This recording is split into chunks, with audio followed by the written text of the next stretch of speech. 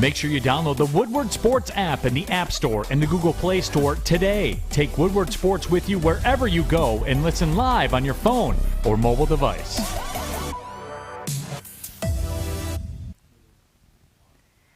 Good morning, everyone, and thanks for joining us on the Morning Woodward Show here on the Woodward Sports Network, also featured on The Roar on 99.1, 93.5, and 94.7 HD2. Happy Friday. We've got 3 shades of gray here this morning. Man, this is not even a shade of gray. Yes, it is. What is it? It's blue. Are you colorblind? Well, today it's gray. It's not. Today it's gray. You guys are going to be the end of me. On my tombstone. You ready for this? Yeah. I want draft the cocaine. Yeah, Number 1. Duh. Number 2, I want you're colorblind. And number 3, I think I say this a lot on this show, shut the hell up. Yeah. This is meant for you guys. Just so that when we visit you at your grave, You guys we can read those. envision what's going on absolutely. while I'm 6 feet under. Pounding on the thing. God damn it, take an edge rusher. I'll make sure. Good morning, everyone. What's up, Jeff? What's going on? How are you, man? Missed you, buddy. I'm You're doing good. glowing this morning. Yeah, you are this- glowing. the I don't know if sun- you're, The sun has just beat me right in the eyeballs, but I love it. I don't know. okay You with look it. like a man that's found God. Look at One it. week off the show, I just found the light already. Look at me. I'm glowing. You also look like you're on drugs. Could be So both. I'm but happy you know for what? you. It's good. You know what I found out yesterday that was great. To sit back, watch. Both Tigers and the Red Wings going to win last I night. know. It was great. Shout out for the Wings. Good Yeah. pitching performance by the bullpen from the Tigers. You know what? Let's get into it then. Yeah. Tigers win last night, beat the Royals. Great. I wouldn't say a great victory, but a needed victory. You just lost 2 series in a row. The Royals are a team we expect the Detroit Tigers to beat in most series this year. This was a big one. On the road, their first road game of the year. They look pretty confident, and they look pretty comfortable. They couldn't score as often as you would have liked given the amount of runners they left on base in scoring position, but hey, you can live with it. The bullpen was phenomenal yesterday. I mean, at the end of the day, you're going to look at this baseball team all year, Jeff, and you're going to ask yourself, well, who are they? You know, what's their identity? Their identity is going to be winning games, like I said before. Take that down, please. That's incorrect. I'm going to kill you, Justin. God damn it. They just tied. They just tied, apparently. Anyways. God damn it. I lost my whole train of thought. Talking about the bullpen and winning games this year that you'll they're going to be probably able to win scratch your games. head. This is where you're going to scratch your head. Exactly. Yeah. You're going to scratch your head and say, "Wow, impressive." I'm not sure how they did that, but they did. Miggy strutting into home base was absolutely hilarious. Yeah. Spencer Torkelson sack fly early on. That was nice to see. Kid's getting solid contact, I would say, on most of his plate appearances, swinging at pitches that are in the zone. He'll get better. He's going to continue to get better. What was it? Miggy with 3 hits. Austin Meadows, I want to say, had 2. Yeah. It was a great day. Great day for the middle of the lineup. I'm happy when the team is happy. Let's put it that way. When they play that kind of way, when they're defensively recovering from the game they had over the past week against in the series against Boston, yeah, that was good. Yeah. That was like one of those pick-me-up games, and I thought it was very important for the Tigers. Yeah, no doubt about it. Especially for us talking about the Tigers for so long. One thing we did discuss is expectations for the Tigers. I did say they might not win the AL Central, but they're definitely going to contend. Right now they sit in 3rd place. And with a team that has so many young guys that they're going to rely on, confidence is a big one. And you saw yesterday Torkelson kind of come into his own. Casey Mize as well looked confident. But again, this team is going to win a lot of games, like Adam said, that you're going to sit there and scratch your head, and they're going to lose some games as well. I still expect this team to be a little above 500, but again, what I took from yesterday's game is the ability to bounce back.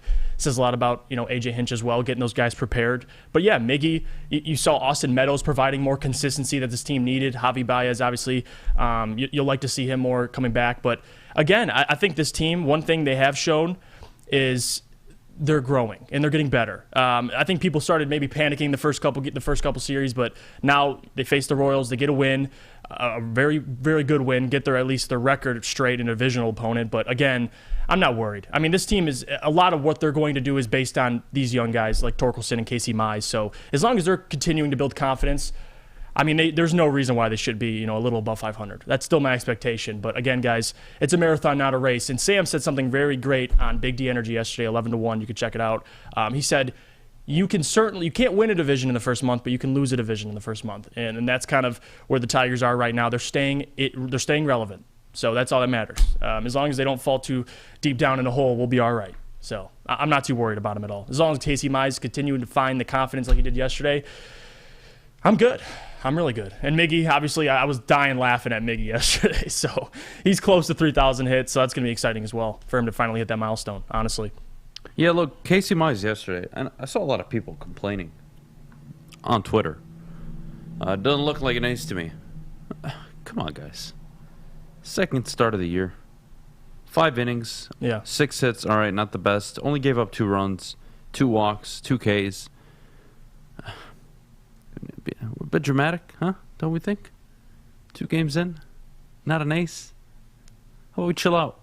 How about 13 starts in, 12 starts in? Maybe you can have that conversation. Right. Not 2 starts in where they had a shortened spring training and everybody's on a pitch count. Clayton Kershaw was throwing a perfect game and he got pulled because he was on a pitch count. Which is BS, by the way. Which is ruining baseball, to be honest with you. Yeah. I can't believe they did that, but hey, whatever. Not my problem. Chill out. I'm going to keep saying it. Chill out. Tigers fans, chill out. You're 3-4. 7 games in. 155 to go. Chill the hell out.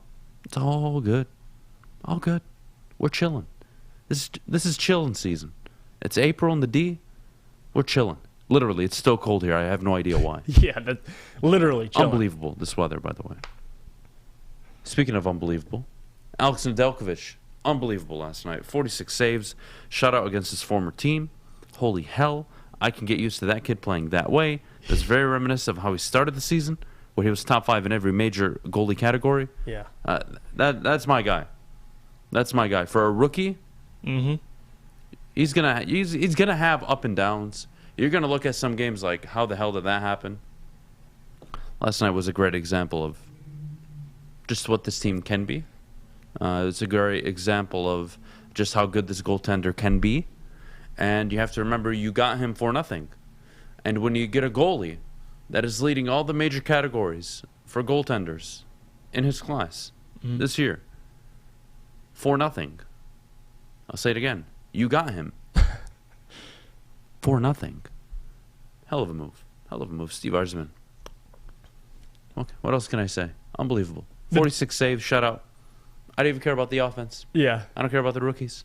Even though Mo Sider is unbelievable, by the way. Great goal he scored yesterday. He's the Calder Trophy winner. It's not a conversation. I'm glad we're here now. Yeah. I really am. Great win last night. Good to see. Nedeljkovic deserves a damn Nobel Peace Prize, I think, for the performance he put. If you look at the box score and just go on ESPN.com, look at the Red Wings and look at the recent victory and just check out the stats, you'll think in your mind, how in the hell did the Red Wings win this game? And I'll tell you, Alex Nedeljkovic, a lot of the time, I mean, the time on attack was ridiculous for the Hurricanes. They were literally paying rent on our side of the blue line, and still Nedeljkovic had a bunch of beautiful saves. He was motivated, obviously, against his former team. He beat them already before. Also had a pretty bad loss to him early in the season, but he just woke up and chose violence. And that's why I got so much love for Nedeljkovic, a rookie, 3rd shutout of the season for the goalie, and just 46 for 46. I mean, the Wings got doubled in their shot attempts. They still were able to pull out a victory. That's the definition of Nedeljkovic coming in locked in. I didn't think it had anything to do with, honestly, defensemen. I mean, Nedeljkovic is out there playing with one guy that we know is going to be here for the future in Mo Sider. Everyone else, a little questionable. So, again, the Red Wings walked into last night a 3-1 underdog, and they won 3-0. So that's what I took out of it. And maybe, I mean, they got eliminated from the postseason. Maybe they found, a newfound confidence for the team. There's not really any expectations at this point. Just go out and win, and pressure might be a little bit alleviated. But I honestly, I love what I saw last night. Mo Sider, 41 assists now on the season. I think right now he's on pace to be the first Red Wings defenseman to reach 50 points in a season since Lindstrom at 62 in 2010. So special. No, he's a special kid. I think it's a young, special team. Yeah. I was having a conversation with somebody yesterday about the timing of Detroit, where it's heading. And if you think about it, Jeff, Cade Cunningham, Lucas Raymond, Mo Sider, Riley Green, Tarek Skubal, Spencer Torkelson. The whole gang. It's pretty young. Panay Sewell. If you want to put Amon-Ra St. Brown in there, that's up to you. It's a young foundation. And all in very important positions. Pitching, middle of the lineup bats in the future, a goal-scoring winger, a marquee defenseman, an offensive lineman, eventually a left tackle. Yeah, Detroit's got a lot of talent. And it feels like they're all finding their stride at the right time. They're not winning. There's nothing being accomplished right now, but it's very important to understand that you got talent here, Detroit. Whenever you turn on a game, there's something to watch or someone to watch. Couldn't say that the last 2, 3, 4 years. Last 2, 3, 4 years, you had a fat guy on the sideline yelling at everybody. In Detroit, for the Lions, the Red Wings just sucked. Full of vets. No the direction. Red Wings just sucked. Yeah. No hope. No rookies being called up. Nope. Tigers sucked. No hope. Andre Drummond on the Pistons. Andre Drummond, Reggie Jackson. It was And you guys actually wanted that to be a thing here? Because we were a number 8 seed. And we will get swept in the first round, but hey, at least we make the playoffs. These people kill me. These are the same Russell Westbrook to Detroit Pistons people, by the way. maybe even the Jim Caldwell people. They accept the 8th seed. Who knows? Jim Caldwell. He's not only coaching Lions history with the winning record. Is that even proper English? 97 is good enough. I'd rather win 9 games than win 10. Not a single word of English in there. Yeah. But you're 'cause right. There's a bunch of idiots talking, that's why. Unbelievable. You're right. Unbelievable. Fish, how are you doing this morning, buddy? Oh, it's Good Friday. I'm doing incredible. There was a bunch of blowouts this morning, but there were some good games. All So right. I enjoyed it. I'm watching soccer right now. Luton and Nottingham Forest. Great battle in the championship. 5 and 6 in the league right now. Couldn't be better. Only you know that, buddy. I hope you know that. You heard him. It couldn't be better. Other people are watching too. I promise you nobody in this chat right now Well, okay, knows not what in the the hell chat. you just said outside of me.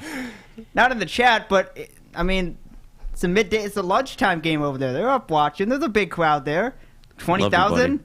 You never cease to disappoint me. There's probably 8 other Americans watching.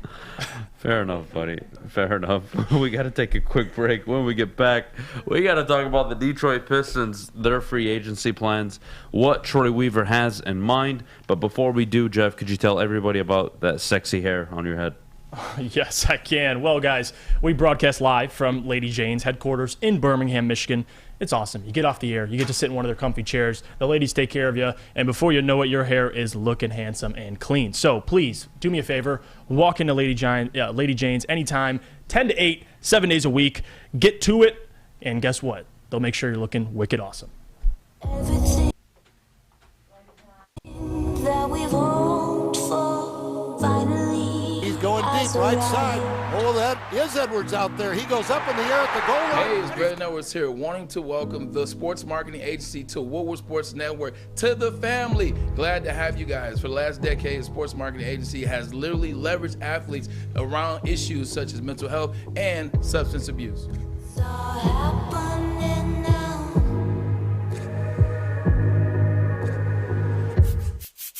You don't have to go to the beach, man. You don't have to get your butt crack full of sand. You just need a little chili peppers, man, to get that glowing beach chili peppers tan. Woo! With 26 locations in the Metro Detroit area and more coming, Chili Peppers Tanning is where you'll find the cleanest salons in the D. Join the Pepper Club for the best deals on unlimited tanning. Head to chilipepperstanning.com. You just need a little chili peppers, man.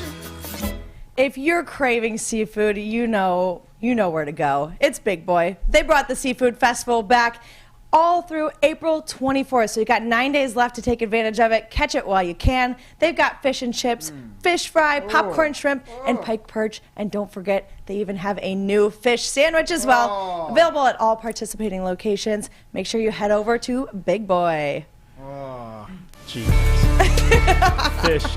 I don't know how to feel about the moaning. I really don't. But honestly, Big Boy is delicious, though. It's me being happy. It's not moaning. Okay, well, call it what you want. Same. Call it what you want. You know what I'll call what I want is Troy Weaver. Off season for the Detroit Pistons. I know a lot of people are excited. I was at his press conference the other day and him talking about a lot of things. Talking about one, staying principled, but also being aggressive. And that's kind of what, people got excited. Miles Bridges is out there. Jalen Brunson is out there.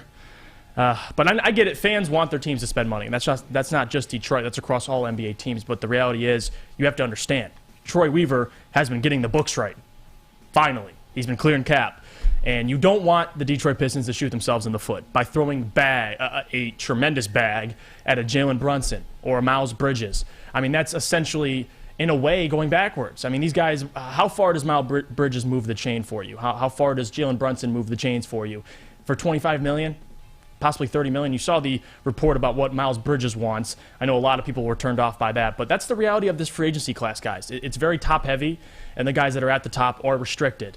And or the guys that are unrestricted, like a Zach LaVine, probably going back to Chicago. If they can land Zach LaVine, I'm on board. But the reality is it's just not that really likely. I mean, that's the reality of it. They need to add talent. We all agree there. But at the same time, Troy Weaver needs to add size. He needs to add shooting. He's talked about, I know Duncan Robinson was linked to the Pistons. That would be a signing I would be way for. You have to complement what the Pistons already have. That's kind of the ideology going into this offseason. I see Troy Weaver doing just that. But again, you have to understand, free agency isn't always the answer.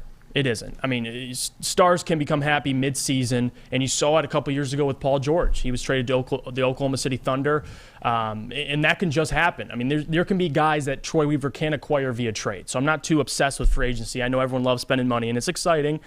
But I think next offseason will be the time. You'll have already a lottery pick, hopefully a top 3 pick. Who knows how far it'll fall, but hopefully you get a top 3 pick. Next year, you'll kind of know what team you got. Right now, you're still kind of building the foundation. You know what core pieces you like. You like Cade, you like Sadiq, you like Killian, you like Isaiah Stewart. But again, a lot of these guys aren't going to be here. So Troy Weaver said something also very interesting that I loved in the presser. He said, building a team in Detroit is different than building a team in LA.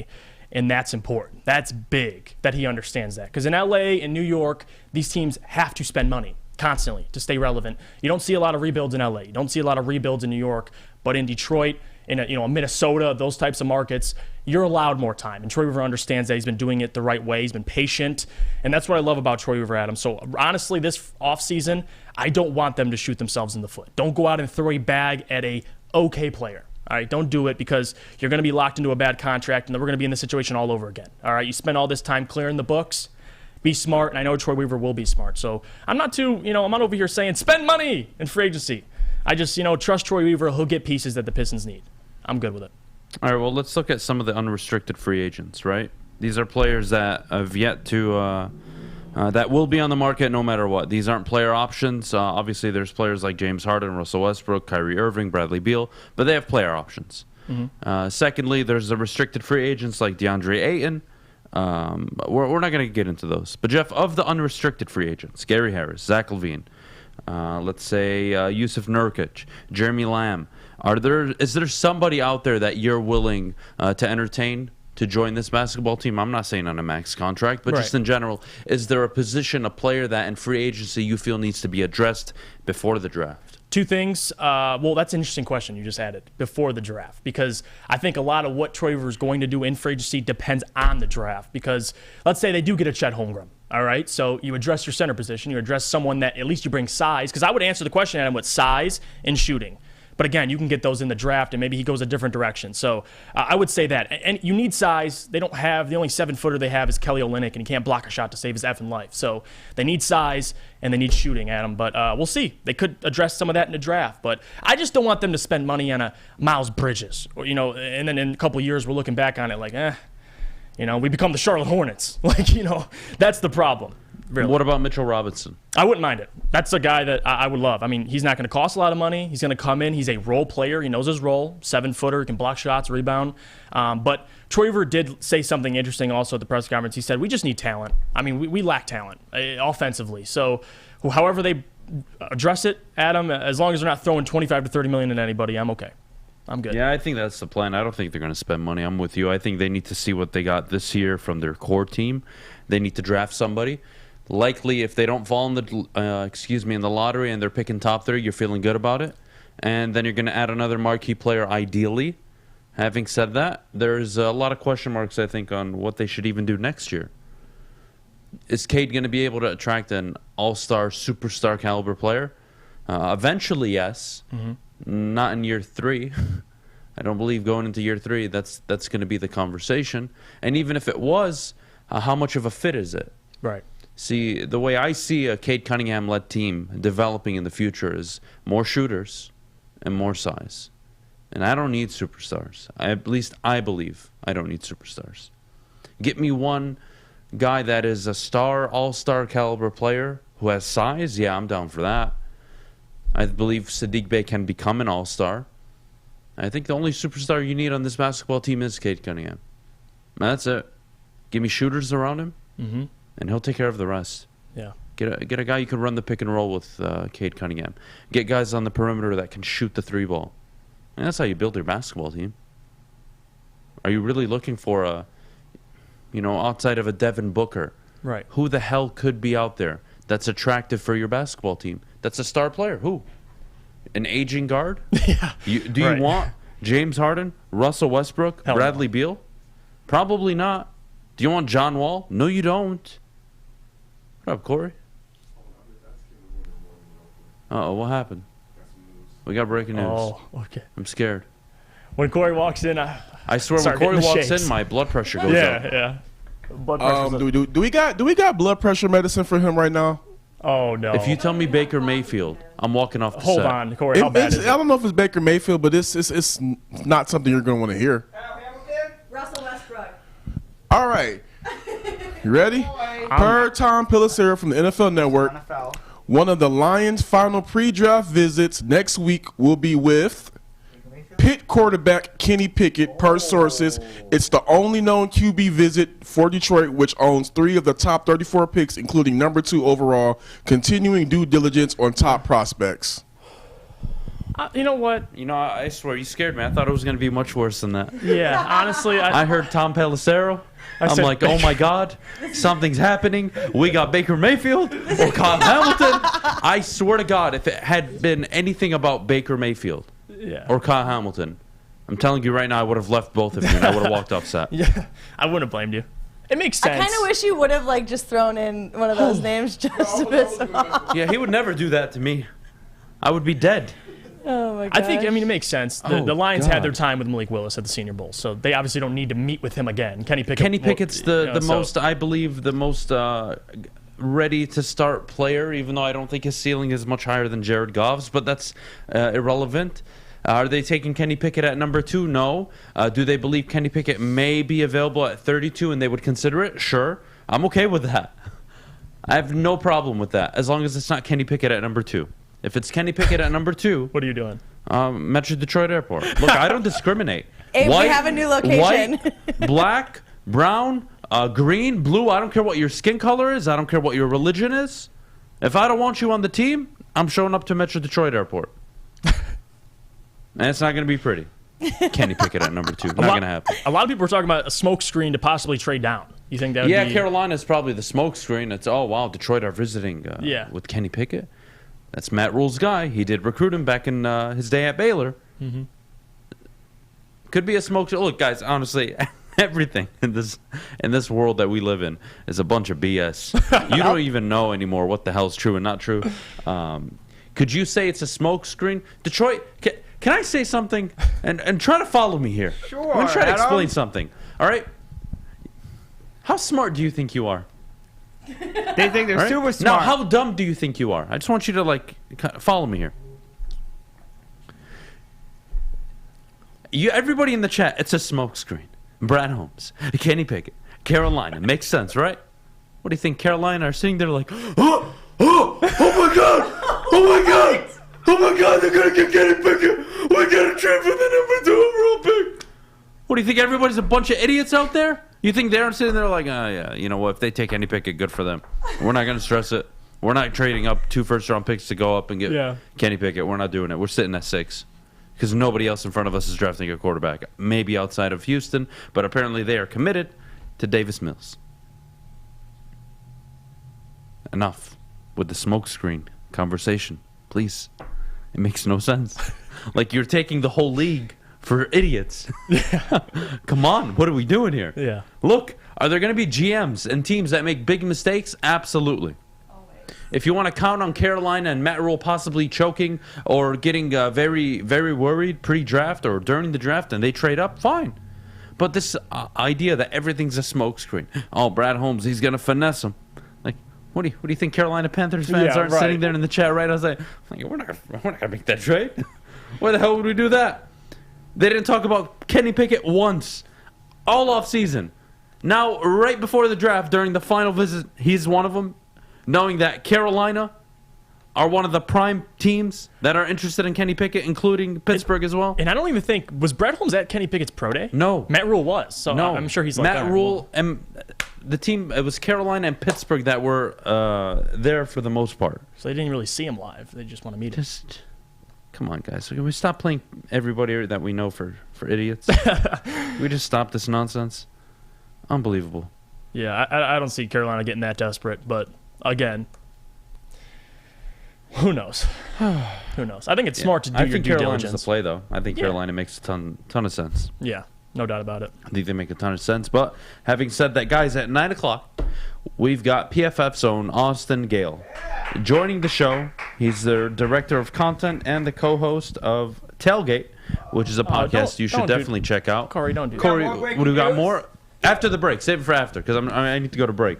But we got Austin Gayle at 9 o'clock. They came out with a 4-episode podcast / mini-series called Hutch, a story about Aidan Hutchinson. It's a great watch. I tuned in all day yesterday. I literally watched it because I had to prepare myself for today. I thought it was awesome. That it's pretty cool. And if anything, I learned more just how much of a franchise guy that guy could be. If his game matches his character, he's going to be highly successful in the NFL. But having said that, we got to go to break. Jeff, could you tell everybody at home about Cintron? Yes. Well, guys, Cintron World is an aspirational lifestyle beverage brand with a line of sparkling, flavored energy beverages, premium bottled water, and revitalizer shots. Cintron is the official energy drink of the Red Wings, proud sponsors with the Detroit Pistons, and exclusively served at Little Caesars Arena. If you're looking for premium ingredients, long-lasting energy, balanced hydration, essential vitamins, and great taste, Cintron is your top choice. Buy online at cintronworld.com. Use the promo code RedWings10. Save 10% with shipping included. Remember, drink it, live it with Cintron.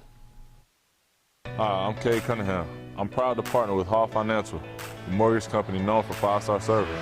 Don't just take my word for it. Check out their 5,000 5-star reviews for yourself. Go to callhallfirst.com and get started with your 5-star experience today. 3 NBA championships. Detroit fans were there. 11 Stanley Cups. Detroit fans were there. 4 World Series wins. Detroit fans were there.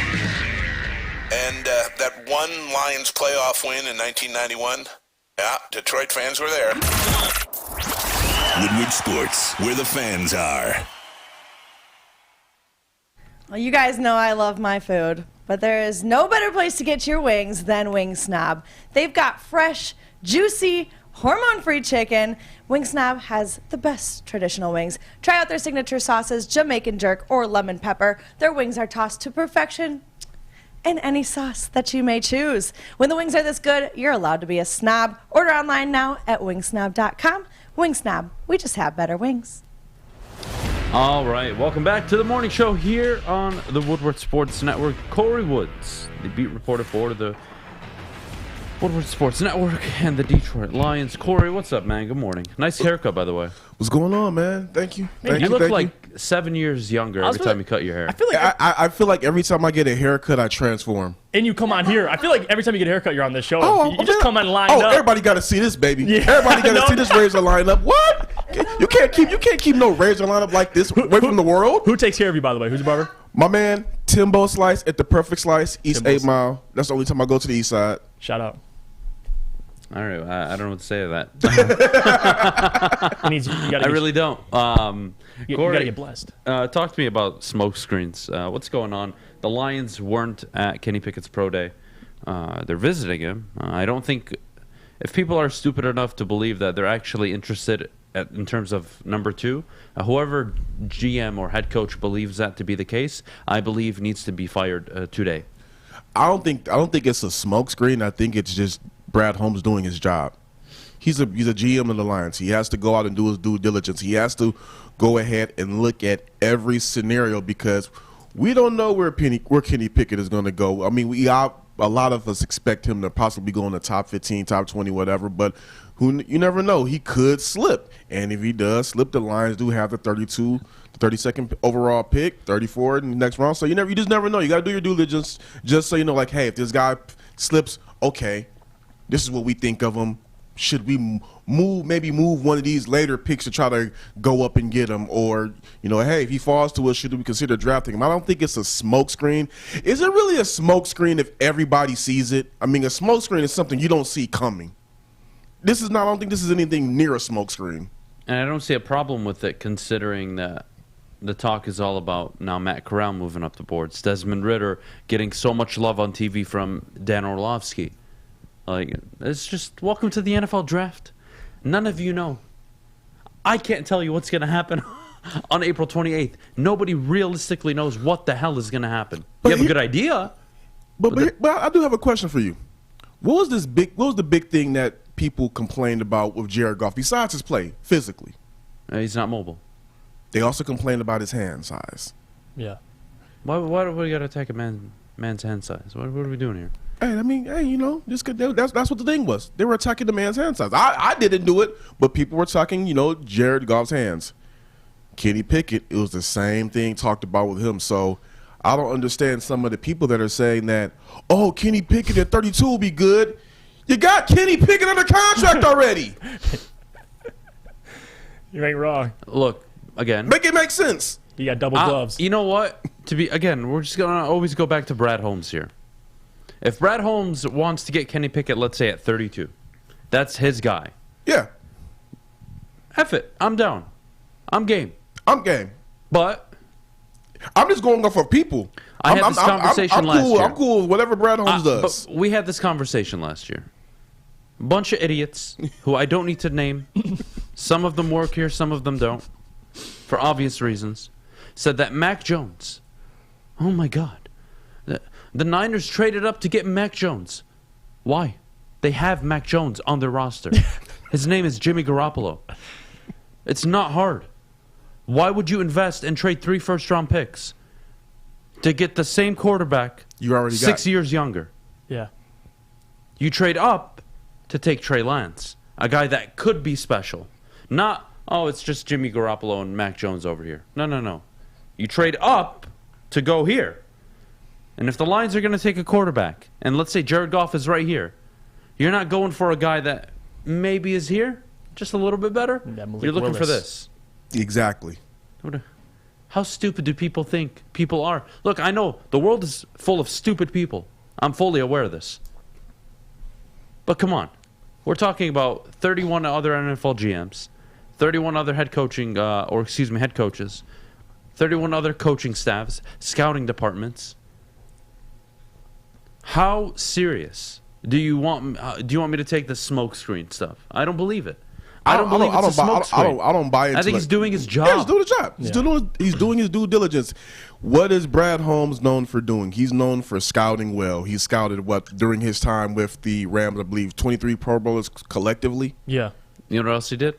During his time with the Rams, every first-round pick that the Rams made was a defensive end. Loves guys out of the Pac-12 too.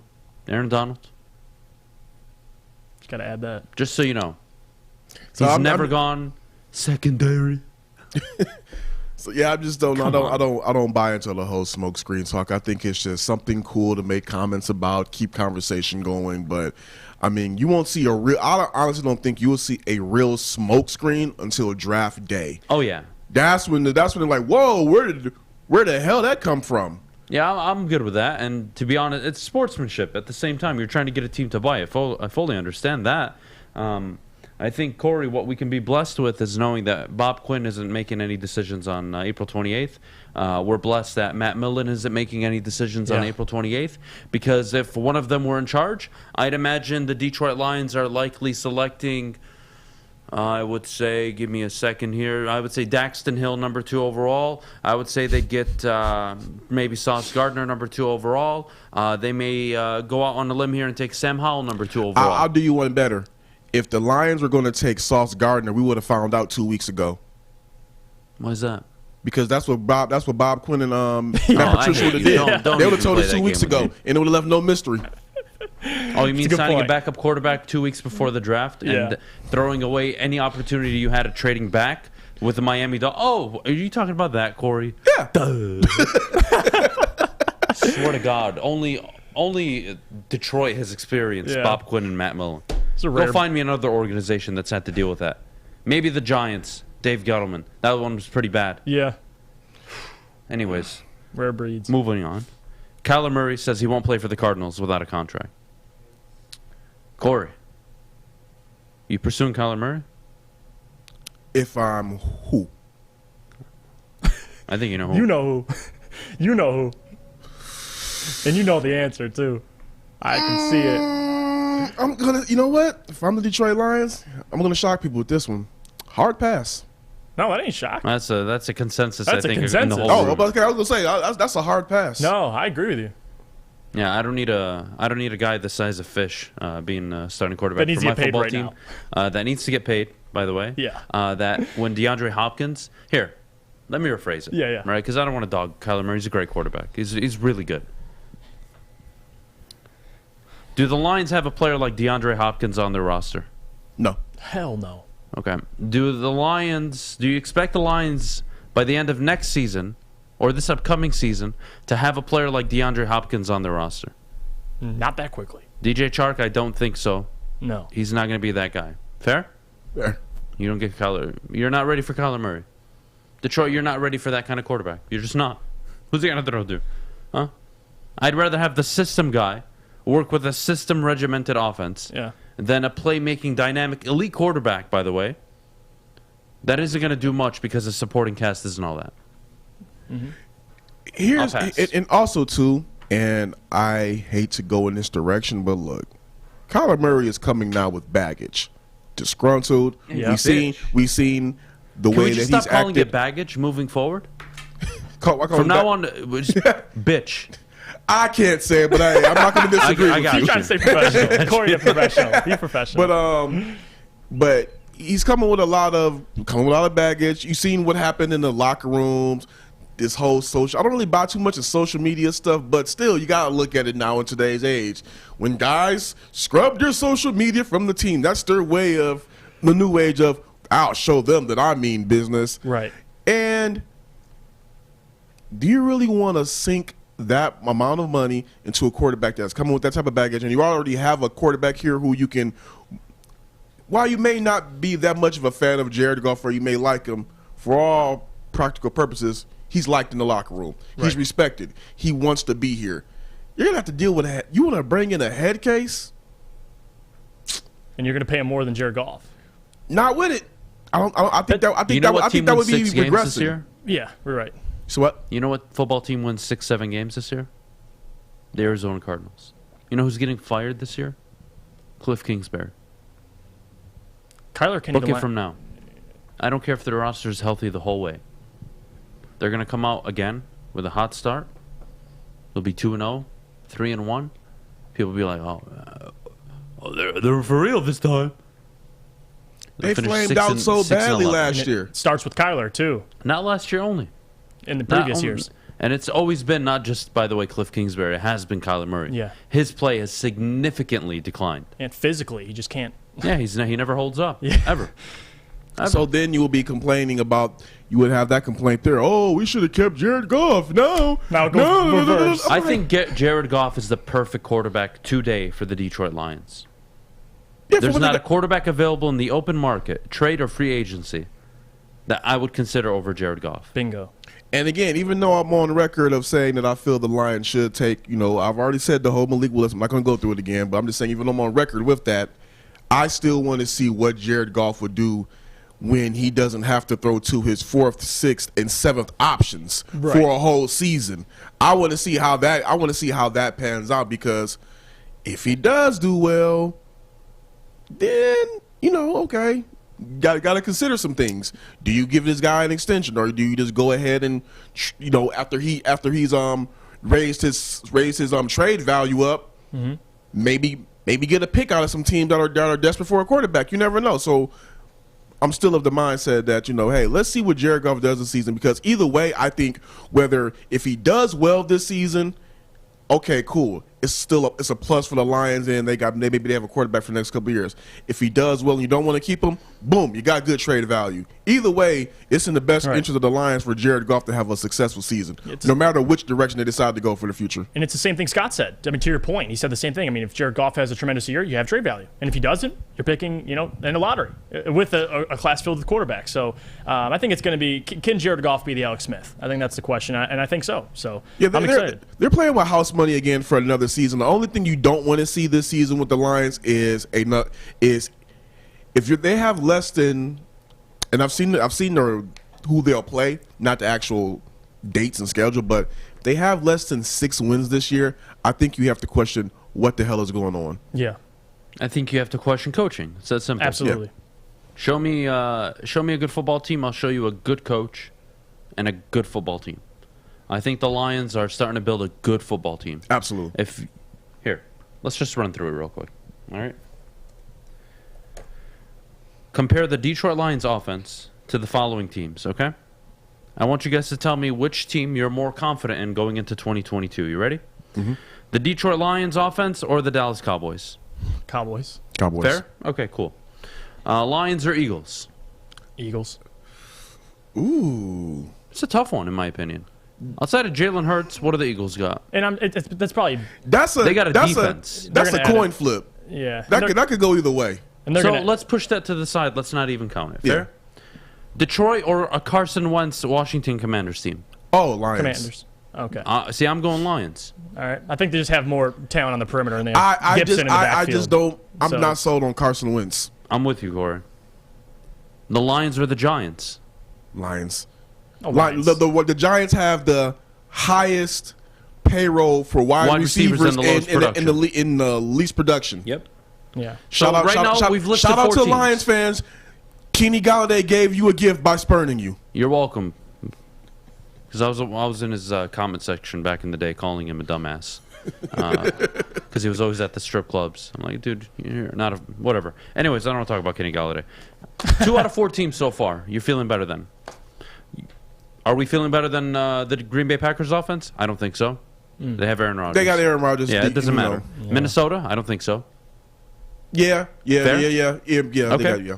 You feel better about Detroit's offense than Chicago's. Oh, yeah, absolutely. No question. All right, so right now we are 3 out of a possible 7 teams so far. You're feeling more confident in. All right. The Bucs, no. The Saints, yes. Yeah, because their quarterback situation is unsolved. No Sean Payton anymore. Yeah, no Sean Payton. You don't even know if you're going to start the season with Alvin Kamara or not. Carolina? Absolutely better than Carolina. Atlanta? Yeah. They got no quarterback? Receivers. No receivers either.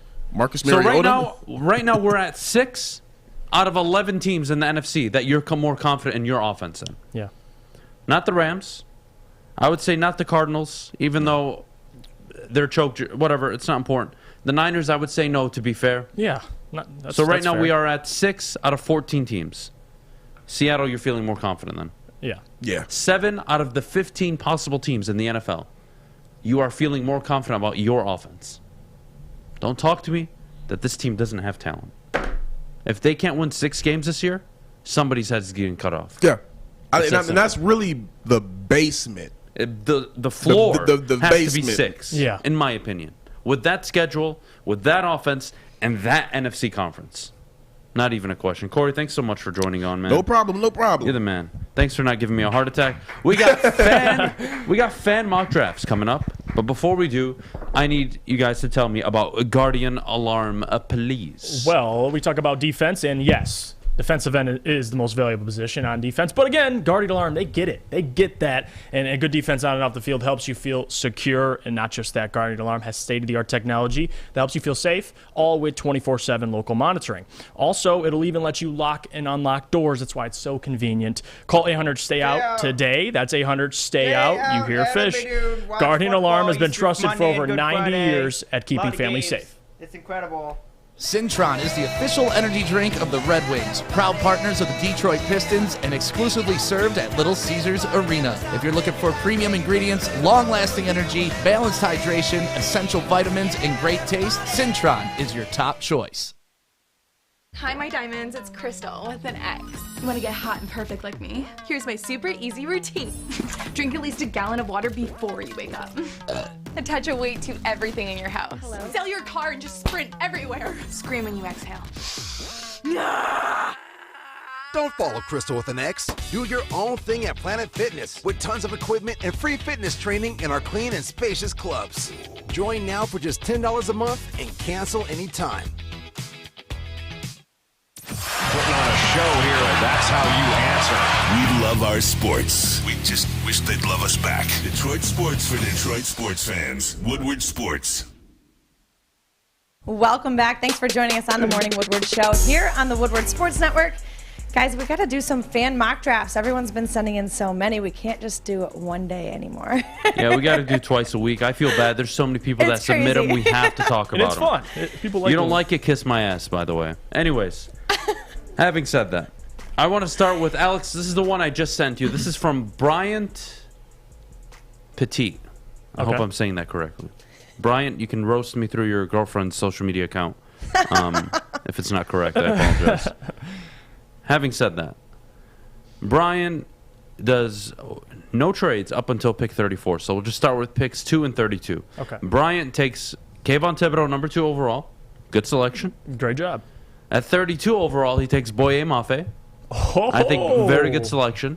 Trades out of the number 34 pick, gets the current 43rd and the 58th pick this year in the draft. And then what happens after is very good. Leo Chenal, linebacker at 43, feeling good about it. Jalen Tolbert, again, I'm not the biggest Jalen Tolbert guy, but hey, I can respect the position. Yeah, exactly. I can respect the position you take. Exactly. Kirby Joseph at 66, I absolutely love. Noah Ellis out of, Idaho. All right, fine. Again, I can respect the positions here. Then he goes tight end, running back. Bryant, you, my friend, get an A+. Yeah. This is an A+ draft. Congratulations, Bryant. You are the second person to ever get an A+ from me. Jay Smith was Has the to be first said. one. Jay Smith was the original OG. The OG. But let's get to it. The next one, Alex, when you can. Who's this one from? Rico Stone. Oh, hold on. What? Chill out. DK Metcalf. Oh, wow. For the number 2 pick and number 9, round 4. What is that? A future second and a future third. Ooh. All right. I'm just. All right. F. Yeah. F. I got to give an F. Just. Can I get the camera real quick? What was his name again? Rico Stone. Rico Stone. Hey, Rico. That's what I think of your mock draft.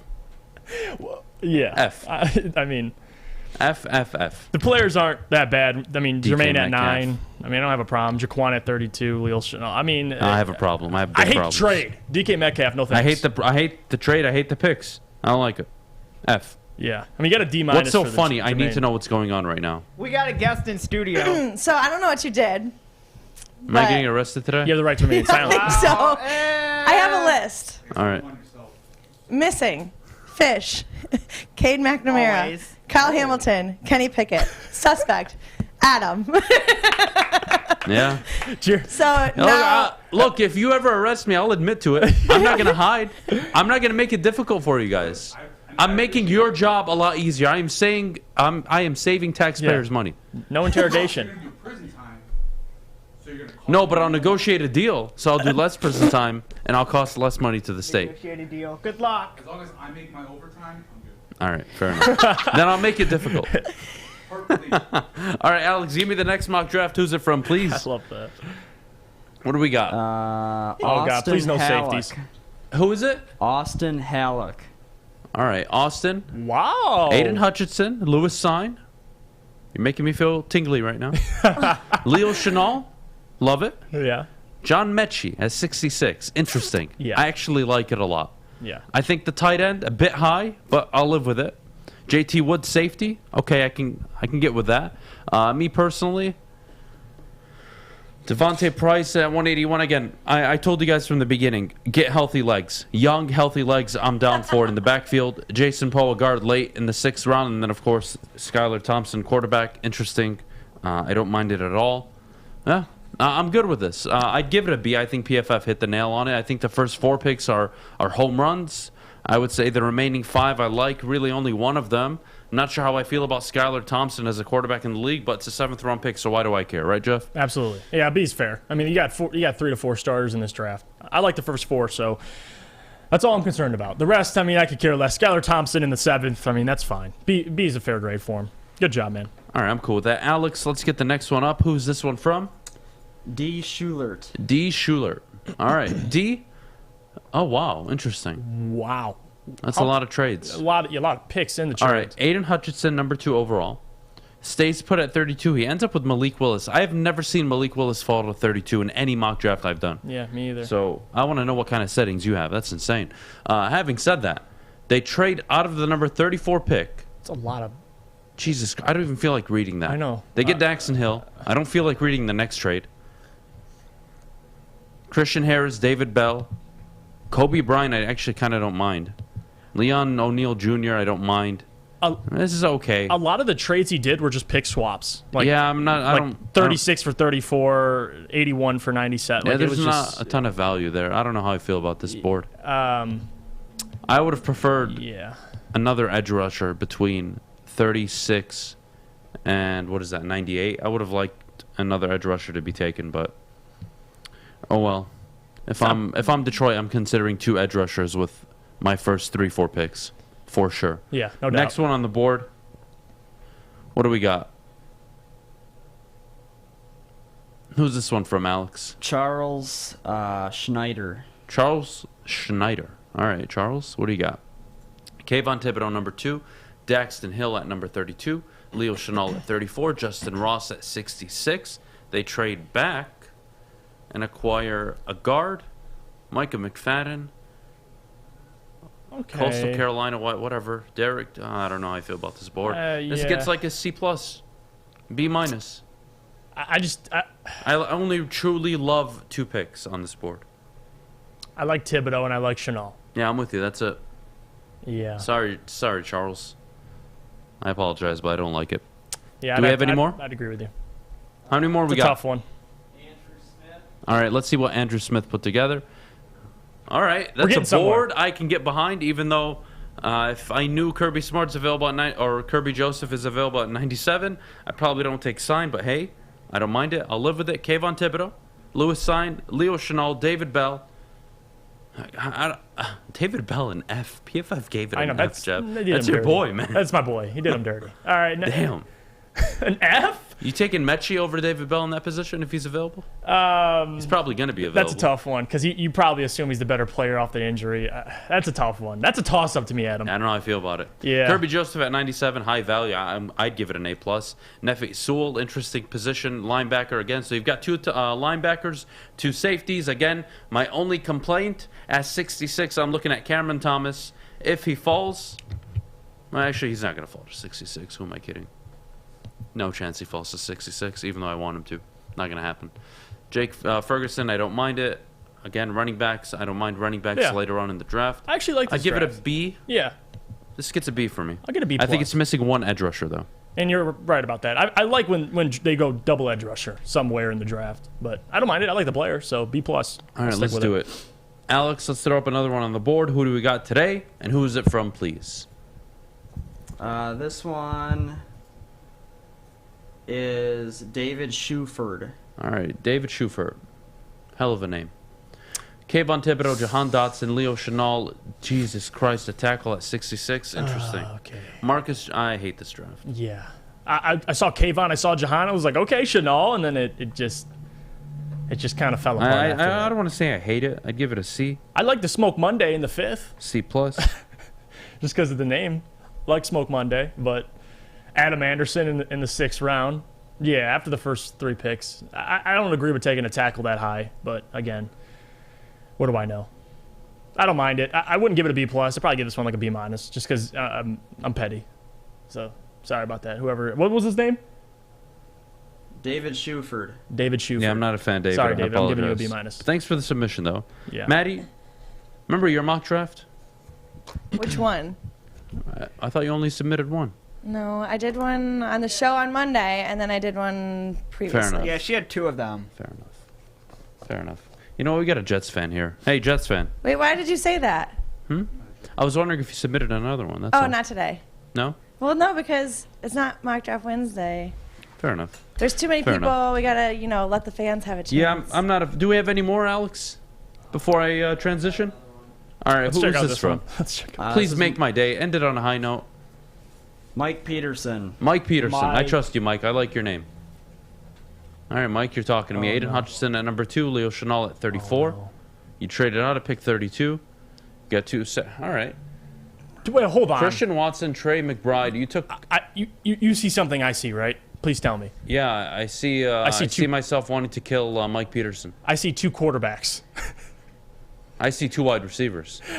That's what pisses me off. Yeah, both of them actually. 2 wide receivers, 2 quarterbacks. I'm sorry, man. I can't give. Yeah, behind I'm that not one. sure how I feel about this at all. I'm not sure how I feel. Hey, Jets fan, sit down. We got to talk. Mark Sanchez, what a disgraceful jersey. The one quarterback of the 2009 draft class that won playoff games for his team. Tim Tebow won a playoff game. I know. I don't care. We won 4 road playoff games while he was a quarterback of our team. We know how tough it is to win a playoff game. Factual. All right, we Factual. understand how tough it is. All right, listen here, Jets fan. That's how I'm going to address you today. Jets fan. So you don't arrest That's all me. right. I'm address you as future You criminal. got, we got Hey, 2 remember, vets, you're a all right? suspect. Is there Remember, any- you're a is- suspect. As a Jets fan, all right, is there any possible move that you'd make up in the draft with picks 4 and 10? To move up? I mean, I would trade 4 and 10 for 2, obviously. Look at him. He tried to be as serious as he can. Look at All him. right, turn I feel off bad for Adam. Fish mute his mic. I feel bad for you, Adam. That the whole fasting thing. I do really. I do want to give you a lot of credit for what you're doing because I got people that I work with and they come to work every day fasting, and I don't know how you guys do it. We like my religion. We have like 6 over the course of the year that I only hold by 2. And those 2 days, I do not go into work. I stay in bed and watch the clock drain out. So I condemn you. I think. Clap it up for Adam, everybody. Yeah. Thank you, guys. Well done, sir. I was gonna bring food Sexy for everybody, but I felt bad. Yeah, I'm a drug addict. I stay up till like 2, 3, 4 in the Don't morning. do that. Open that bag. Yeah. Well, look, I gotta let you go in a little bit, but I need to hear it. Please. Who are the 2 players, 4 and 10, that you want? I want. Oh, so your mock draft last week Spot with on. the Jets? I almost came in here and punched you in the face. Why? I got you a wide receiver and a safety, you jackass. There's zero way You in hell. ungrateful son of a bitch. There's zero. No. The worst draft for Jets fans ever. Mute his mic. Fuck out of here. There's no way in hell that we pass on Kayvon Thibodeau. We've been looking for a pass rusher since John Abraham. We're not passing on Kayvon Thibodeau. And at 10, if Garrett Wilson is there, great. I'm not convinced he totally will be. You'll realize in your mock, there is no other receivers taken, so it's possible there still won't be any at 10. Garrett Wilson might still be there. If not, I personally love Jamison Williams. Wow, at 10. At 10. And I'll tell you why. Because it's not But are we on the same page? You need to get a wide receiver for Zach Wilson. Without a question. Okay. Without a question. And you can see that they're trying to make these moves. They were trying to get Tyreek Hill. They're in the DK Metcalf talks. They're in the A.J. Brown talks. They're trying to do something. And I think Jameson Williams, it's not a one-year deal. It's you're looking long-term. I think he has the most explosiveness out of every receiver in this draft. And if he misses the first 3 to 4 games, okay, cool. It is what it is. But give me the long-term effects. So you're edge and wide receiver? Edge and wide receiver, yeah. Love it. All right, well, Abe, I appreciate it, bud. Thanks for coming on. Love you guys. We got to head out real quick. When we get back, Austin Gayle from Pro Football Focus will be joining us. But before we go, I got to tell you about Gypsy Vodka, Michigan's vodka. It's gluten-free. Corn distilled 6 times using artesian spring water. Guys, check them out. Locally owned and operated at gypsyvodka.com up in Petoskey, Michigan. Check it out. That's Gypsy Vodka. And as always, please do drink responsibly. Fellas, let's be honest. We like things to be easy. We like simple stuff, like sports 7 days a week. We like things uncomplicated, like Lady Jane's Haircuts for Men. Open 10 to 8, 7 days a week. Walk in anytime. Sign in, sit down, watch your favorite team play. And before you know it, your hair will be game ready. Open 10 to 8, 7 days a week. Walk in anytime. Lady Jane's Haircuts for Men. It's wicked awesome. At Wing Snub, staying humble's not our forte. We just have better wings. We're back at it again with our crispy golden brown fries and our famous boneless wings. Juicy, tender, hormone-free chicken. Your favorite signature sauces with no bone. Just when you thought Wing Snob couldn't get any better. Order online at wingsnob.com today. Wing Snob. We just have better wings. Get a shot up. This is for the win. All of Detroit's sports teams live on Woodward. All of Detroit's sports coverage lives on Woodward Sports. Driving the best in Detroit sports coverage. Welcome back, ladies and gentlemen, to the Morning Woodward Show here on the Woodward Sports Network. Now joining us is PFF's Director of Content and co-host of Tailgate, Austin Gayle. Austin, I hope I didn't botch your name, by the way, earlier. I apologize if I did. All good, man. All good. It's Gayle, but it's fine. It's all good. All right, awesome. Guys, just as a clear, just so we're all on the same page this morning, PFF launched a 4-episode podcast series with the projected number 1 overall pick, Michigan's own Aidan Hutchinson, titled Hutch. Be sure to listen to Hutch wherever you listen to podcasts, and you can also check it out over on PFF's YouTube channel. Relive the magical Ohio State game, Aidan's bounce back from injury in 2020, along with interviews with some of the most prominent voices in football. Again, be sure to check out Hutch wherever you listen to podcasts. A must-listen before or after the NFL Draft for any football fans, college or NFL. Austin, thanks so much for joining us. Austin, I watched it. I won't lie to you. My takeaway is as simple as this. If Aidan Hutchinson can live up to his character standards on the field, he's going to be a very special player. I mean, oh my goodness. I haven't seen that good of a guy come out at that position in a while. No, I'm 100% with you. I think in that, in those interviews, I think what I identified is just a lot of traits that will last, right? You don't come out of a lot of interviews with prospects where you're saying, oh man, because he interviewed so well and he has this character, he's going to be a Hall of Famer. It's more that when people make comparisons, Aidan Hutchinson to Chris Long, Jared Allen, guys that maybe were never the best edge defenders in any single season of their careers, or compared to a Khalil Mack or a Von Miller or a Myles Garrett, but they lasted in the league for a long time and were uber productive across a long span. I think that's exactly the type of player Aidan Hutchinson is, because he has a lot of character, work ethic, athleticism, all these different things, a lot of traits that will last in this league. I think he's a super impressive human being, a super impressive player, and also someone with all the means to exceed his own expectations, right? He's 6'7", 260, an elite athlete, uber productive in the Big Ten, and he's done it in the big games. 15 pressures against Ohio State, 3 sacks, breaks his dad's record. I really don't think there's anything he can't do, and he also knows that and is confident in his own ability. Absolutely. Austin, thanks so much again for joining us this morning. My takeaway from Aidan Hutchinson is this guy it will be a franchise player, at least in the locker room. This is a guy that, every team needs it, Austin. Every team needs a guy where you look for and like, yeah, that is the embodiment of my football team. And when we discuss the Detroit Lions and possibly the Jaguars maybe taking Trayvon Walker, number 1 overall, Aidan Hutchinson at number 2 feels like a shoo-in for me. If that is the reality, if that's how the board plays out, I think you take that card, Austin, you take off all your clothes, and you run to that podium. I'm 100% with you. I think the Detroit Lions, the dream scenario for them is Aidan Hutchinson falls to number 2, right? And they're in a position to add a really talented edge player that is like the heart and soul of Michigan right now. He's from Dearborn, Michigan, played at Divine Child High School, was really successful as, I think, a slot receiver and edge defender there in high school. Obviously goes to the University of Michigan. His dad went to the University of Michigan. I think a lot of Detroit Lions fans would be ecstatic at the opportunity to have Aidan Hutchinson on their football team.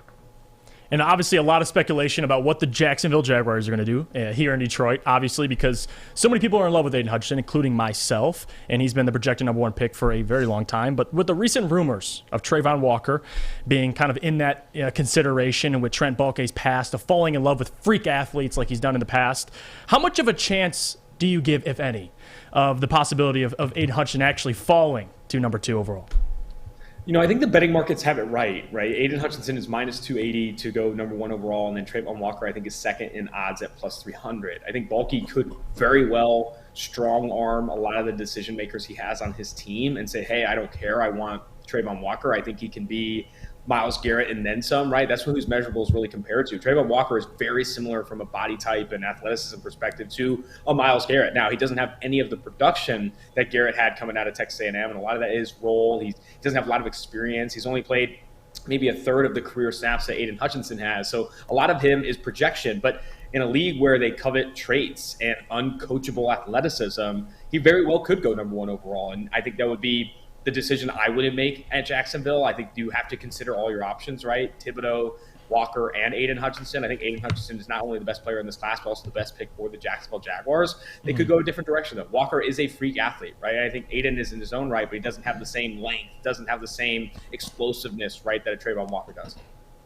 Austin, you said it perfectly, what you wouldn't do. So I have to ask the question, all right?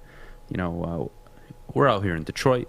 We deal with a lot of stuff. Obviously, the football team hasn't been very good for a very long time. I've had to deal with the Kyle Hamilton number 2 overall, and now Sauce Gardner because Mel Kiper's a jackass. What do I do here with this idea that secondary players are worthy of a top 3 pick?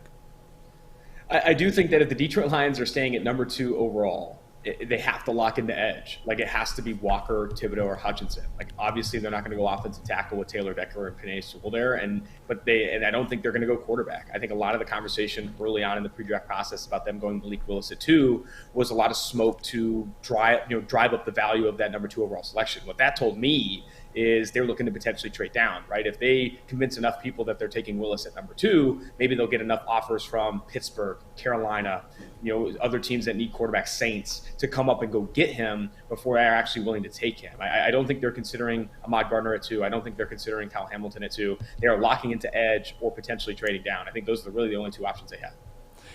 And obviously, for this draft at least, the quarterback class, a lot of people would agree, a little underwhelming. But again, we understand the quarterback is the most coveted position for any franchise. A lot of teams still now could use a quarterback. They could use a refresh button at that position. So in your opinion, just kind of looking around, not to analyze the players, but how many quarterbacks in your mind do you see actually going in the first round? Because at first it was Malik Willis, even possibly to Detroit at 2, and then you have Carolina, and now the rumors are they might fall later in the first round. How many quarterbacks do you see going in the first round? And if so, who's your first quarterback off the board? I do think at least 3 quarterbacks go in the first round. And I know right now Malik Willis is the favorite to be the first quarterback taken, but I would not be surprised if the Lions do in fact pass on Malik Willis at number 2 overall, that the first quarterback taken is Kenny Pickett to the Panthers at 6. I would not be surprised by that. Matt Rule obviously offered Kenny Pickett when he was still coaching at Temple. Is a huge fan of his game, and I could see them locking into that quarterback according to DraftKings Sportsbook. He's plus 150 to be a Panther. You don't see those low of odds for a team picking at 6 on a single player. There is a lot of smoke that Kenny Pickett's going to be a Carolina Panther. So I ultimately think he could be the first quarterback out the board. I think 3 ultimately go. It's going to be Willis, Pickett, and then probably Ritter. On the outside looking in is probably Matt Corral of Ole Miss and then Sam Howell of UNC. And I think, this conversation has happened a ton in this pre-draft process, right? This quarterback class isn't good. It's underwhelming. I think to be more specific, this quarterback class lacks polish. Malik Willis is such an unpolished quarterback prospect. Sam Howell, unpolished. Desmond Ritter, unpolished. Not Desmond Ritter, Kenny Pickett, unpolished. You need to improve so much of their game for them to be elite starters in the NFL. And the NFL objectively has a development problem at that position. The expectations for a rookie quarterback are not what they were 15 years ago, sitting behind a veteran and playing things out. The initiation of the rookie contract that allows for teams to have such a cheap player at the most valuable position forces them onto the football field earlier, right? Because you want to maximize this window where your quarterback, who on average should make $30 million a year, is only making about a couple mil. And you have that now you need polish at that position out of the gate. And now when you have quarterback prospects like a Willis, like a Corral, like a Howell, that need to get so much better in the NFL, it's unnerving, right? It doesn't make it easier to take a Malik Willis at number 2, knowing that his first few years in the league might not be great because he needs so much development in the NFL. Austin, thank you so much, man. That is awesome. I have one more question before we got to let you go. Wide receivers have never been more important in the NFL, and we're seeing obviously they're getting paid now, the second highest paid position if you go off the top 10 average salary. My question to you is, we talk about Drake London, Garrett Wilson, Chris Olave, some of the better receivers in this class. Are we going to see a record number of wide receivers taken in the first round? One, given the trend of you need wide receivers in the NFL, in today's NFL at least, given how friendly the rules are. Number two, of the wide receiver class, which one is, I would say, the most interesting? Which one are you looking at maybe isn't getting enough attention, or maybe is getting enough attention and is deservedly so? Yeah, I think at least 6 receivers come off the board in the first round, and some of that is because it's a really good receiver class. I think there's a lot of high-end wide receiver 2 talents in this draft class. I don't think a lot of them are I wouldn't rank any of these receivers ahead of Jamar Chase, Jalen Waddle, or Devontae Smith in the previous year's class, but I think there are a lot of high-end wide receiver 2 outcomes from a Drake London, Garrett Wilson, Chris Olave, Jamison Williams, Treylon Burks, and then after that, I think Christian Watson could slip into the first round. Sky Moore of Western Michigan, George Pickens of Georgia, one of those guys will. When you look at the teams drafting at the back end of the first, Packers need a receiver.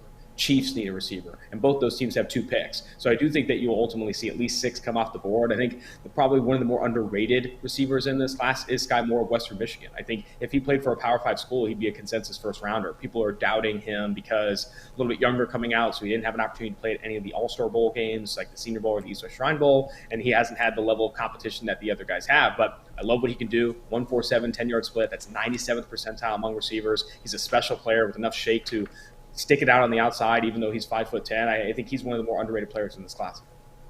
Austin, thank you so much for joining us this morning. Everybody, please, at home, check out PFF's YouTube channel or search Hutch or PFF anywhere you listen to podcasts to check out their new 4-episode podcast series called Hutch. Check it out, guys. Again, Austin, thank you so much. Could you just tell our fans and audience at home a little snippet of what they can expect tuning into this 4-part miniseries?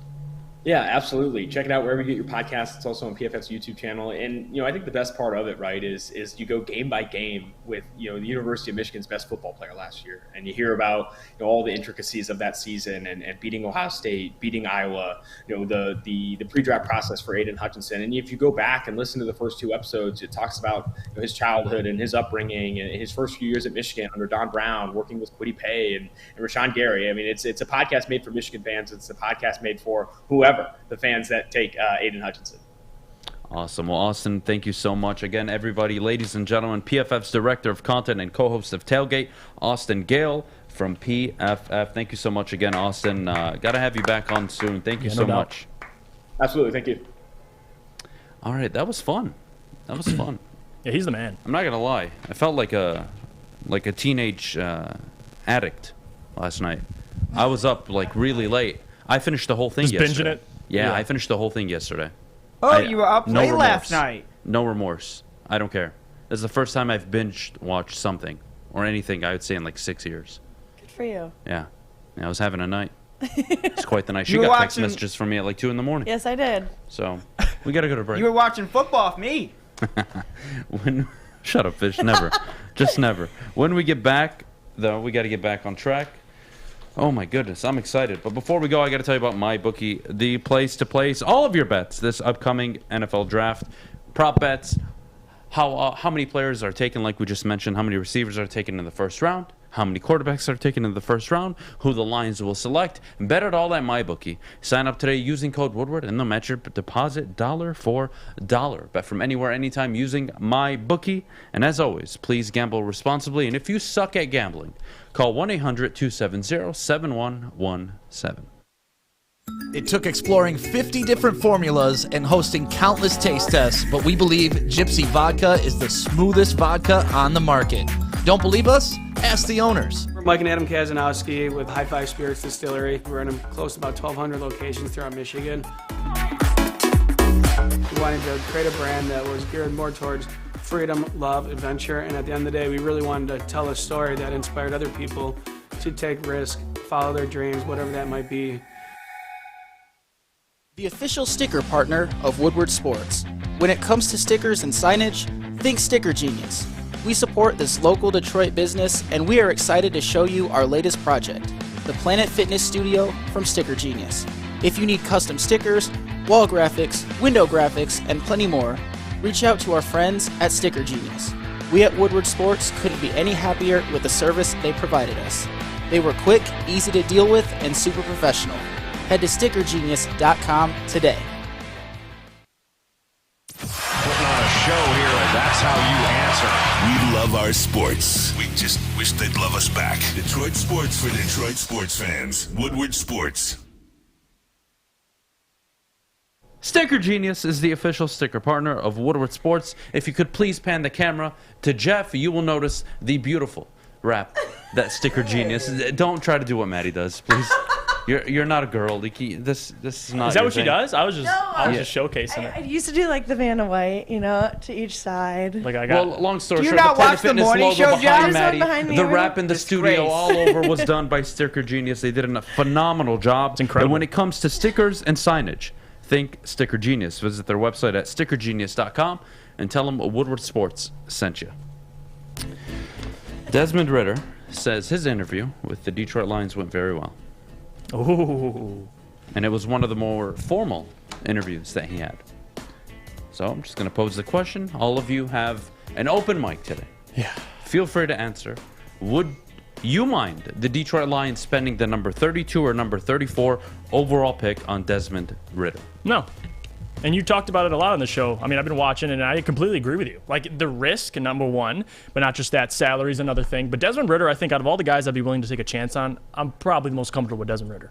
Just because, again, like if I'm the CEO of a football team and I need a GM, you're looking for a lot of things. Maturity, poise. I think Desmond Ridder kind of hits on all those things now. He's a 4-year starter, obviously, at Cincinnati. But again, like Brad Holmes can't be scrutinized if he misses, like in the second round. If you take Malik Willis number 2 overall and he's a bust, essentially, I think we can have a conversation. But if you take a chance on Desmond Ridder at 32 or 34, 32 specifically because you'd have that 5th-year option, I don't think anybody can really come after Brad Holmes. I mean, if this is someone they feel like they like and they see the upside, and if he's has the character to hit that upside, I think he's probably one of the most ready to play guys. Now, he didn't play in a very good conference, but he certainly played in some big games. So I got no problem with it. I like Desmond Ridder as a prospect. Obviously, the athleticism's there, and that's something you're looking for. At least we all are at the quarterback position. That's why we love Malik Willis so much, and because he has a cannon of an arm. But with Desmond Ridder, I think a lot of things make me more confident and not too worried. Would I rather have Desmond Ridder over Sam Howell? Yeah. Because a lot of the physical tools are there. He's 6'4", 200-plus pounds, has the body obviously ready. He's still going to sit. I don't think he starts next year, so that's probably the bigger thing to talk about. But Desmond Ridder, I got no problem with it, Adam, especially where you're taking him. I mean, 34, 32, whatever it is, I'm good.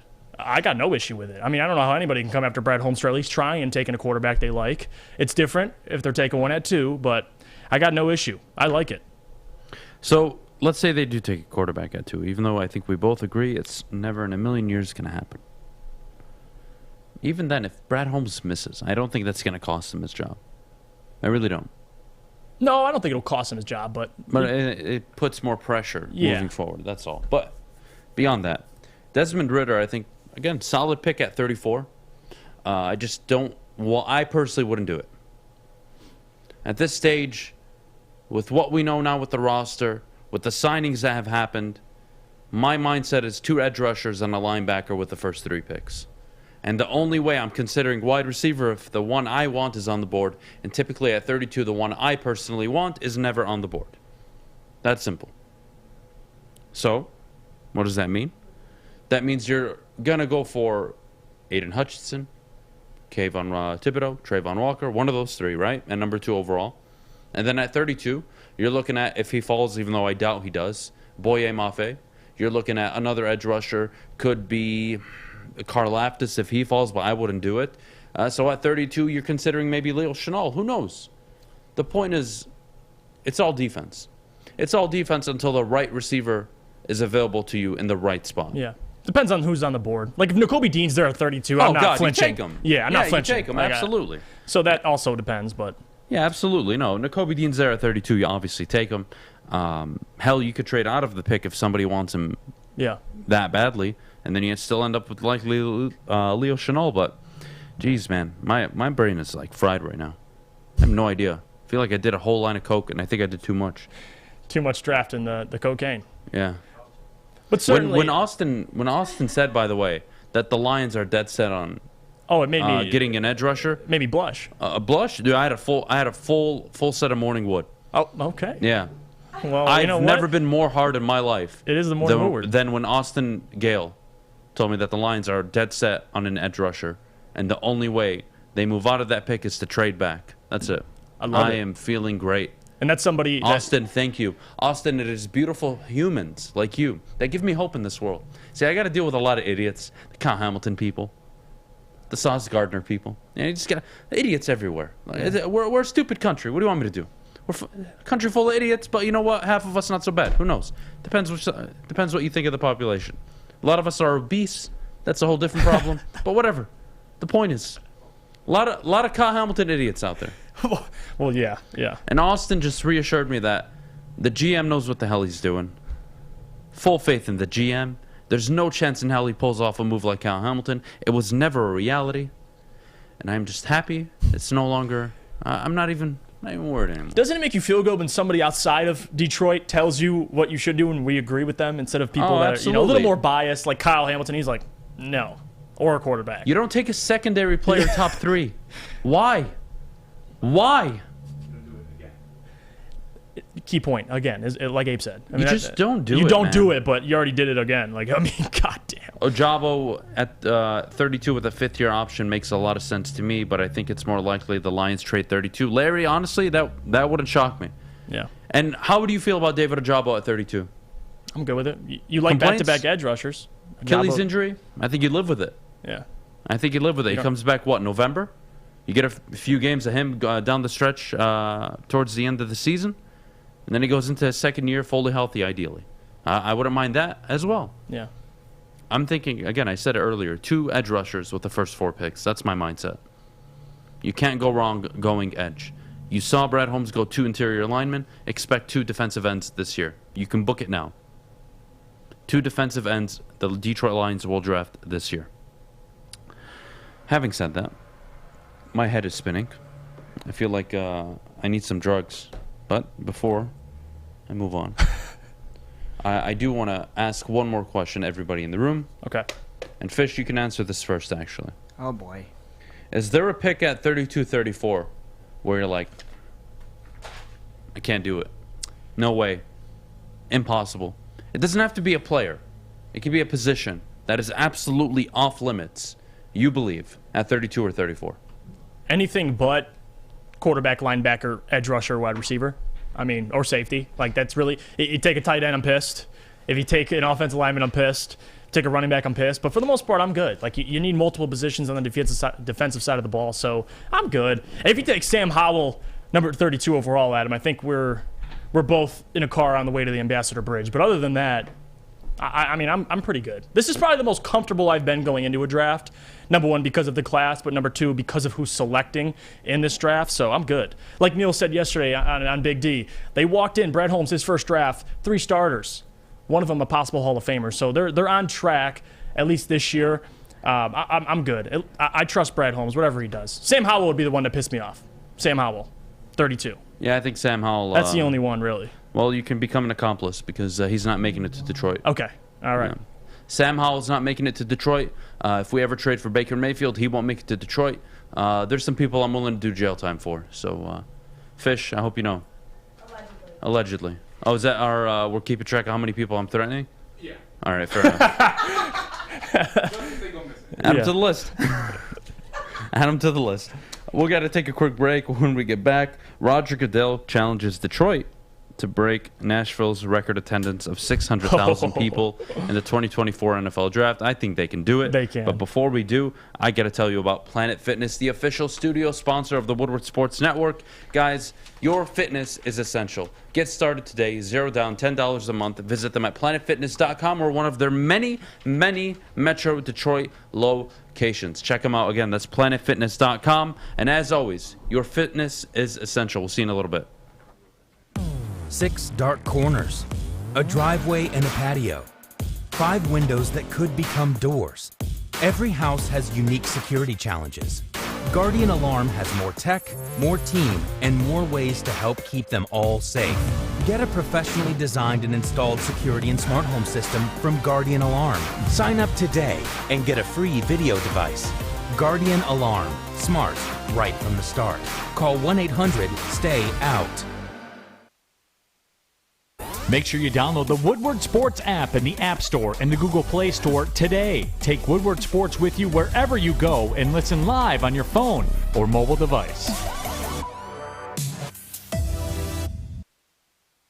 It's a little chilly out today, but don't worry. You can go get your warm on and get a tan at Chili Peppers Tanning. That's where you find the cleanest salons in the D with spotless sanitized rooms and trained certified tanning professionals.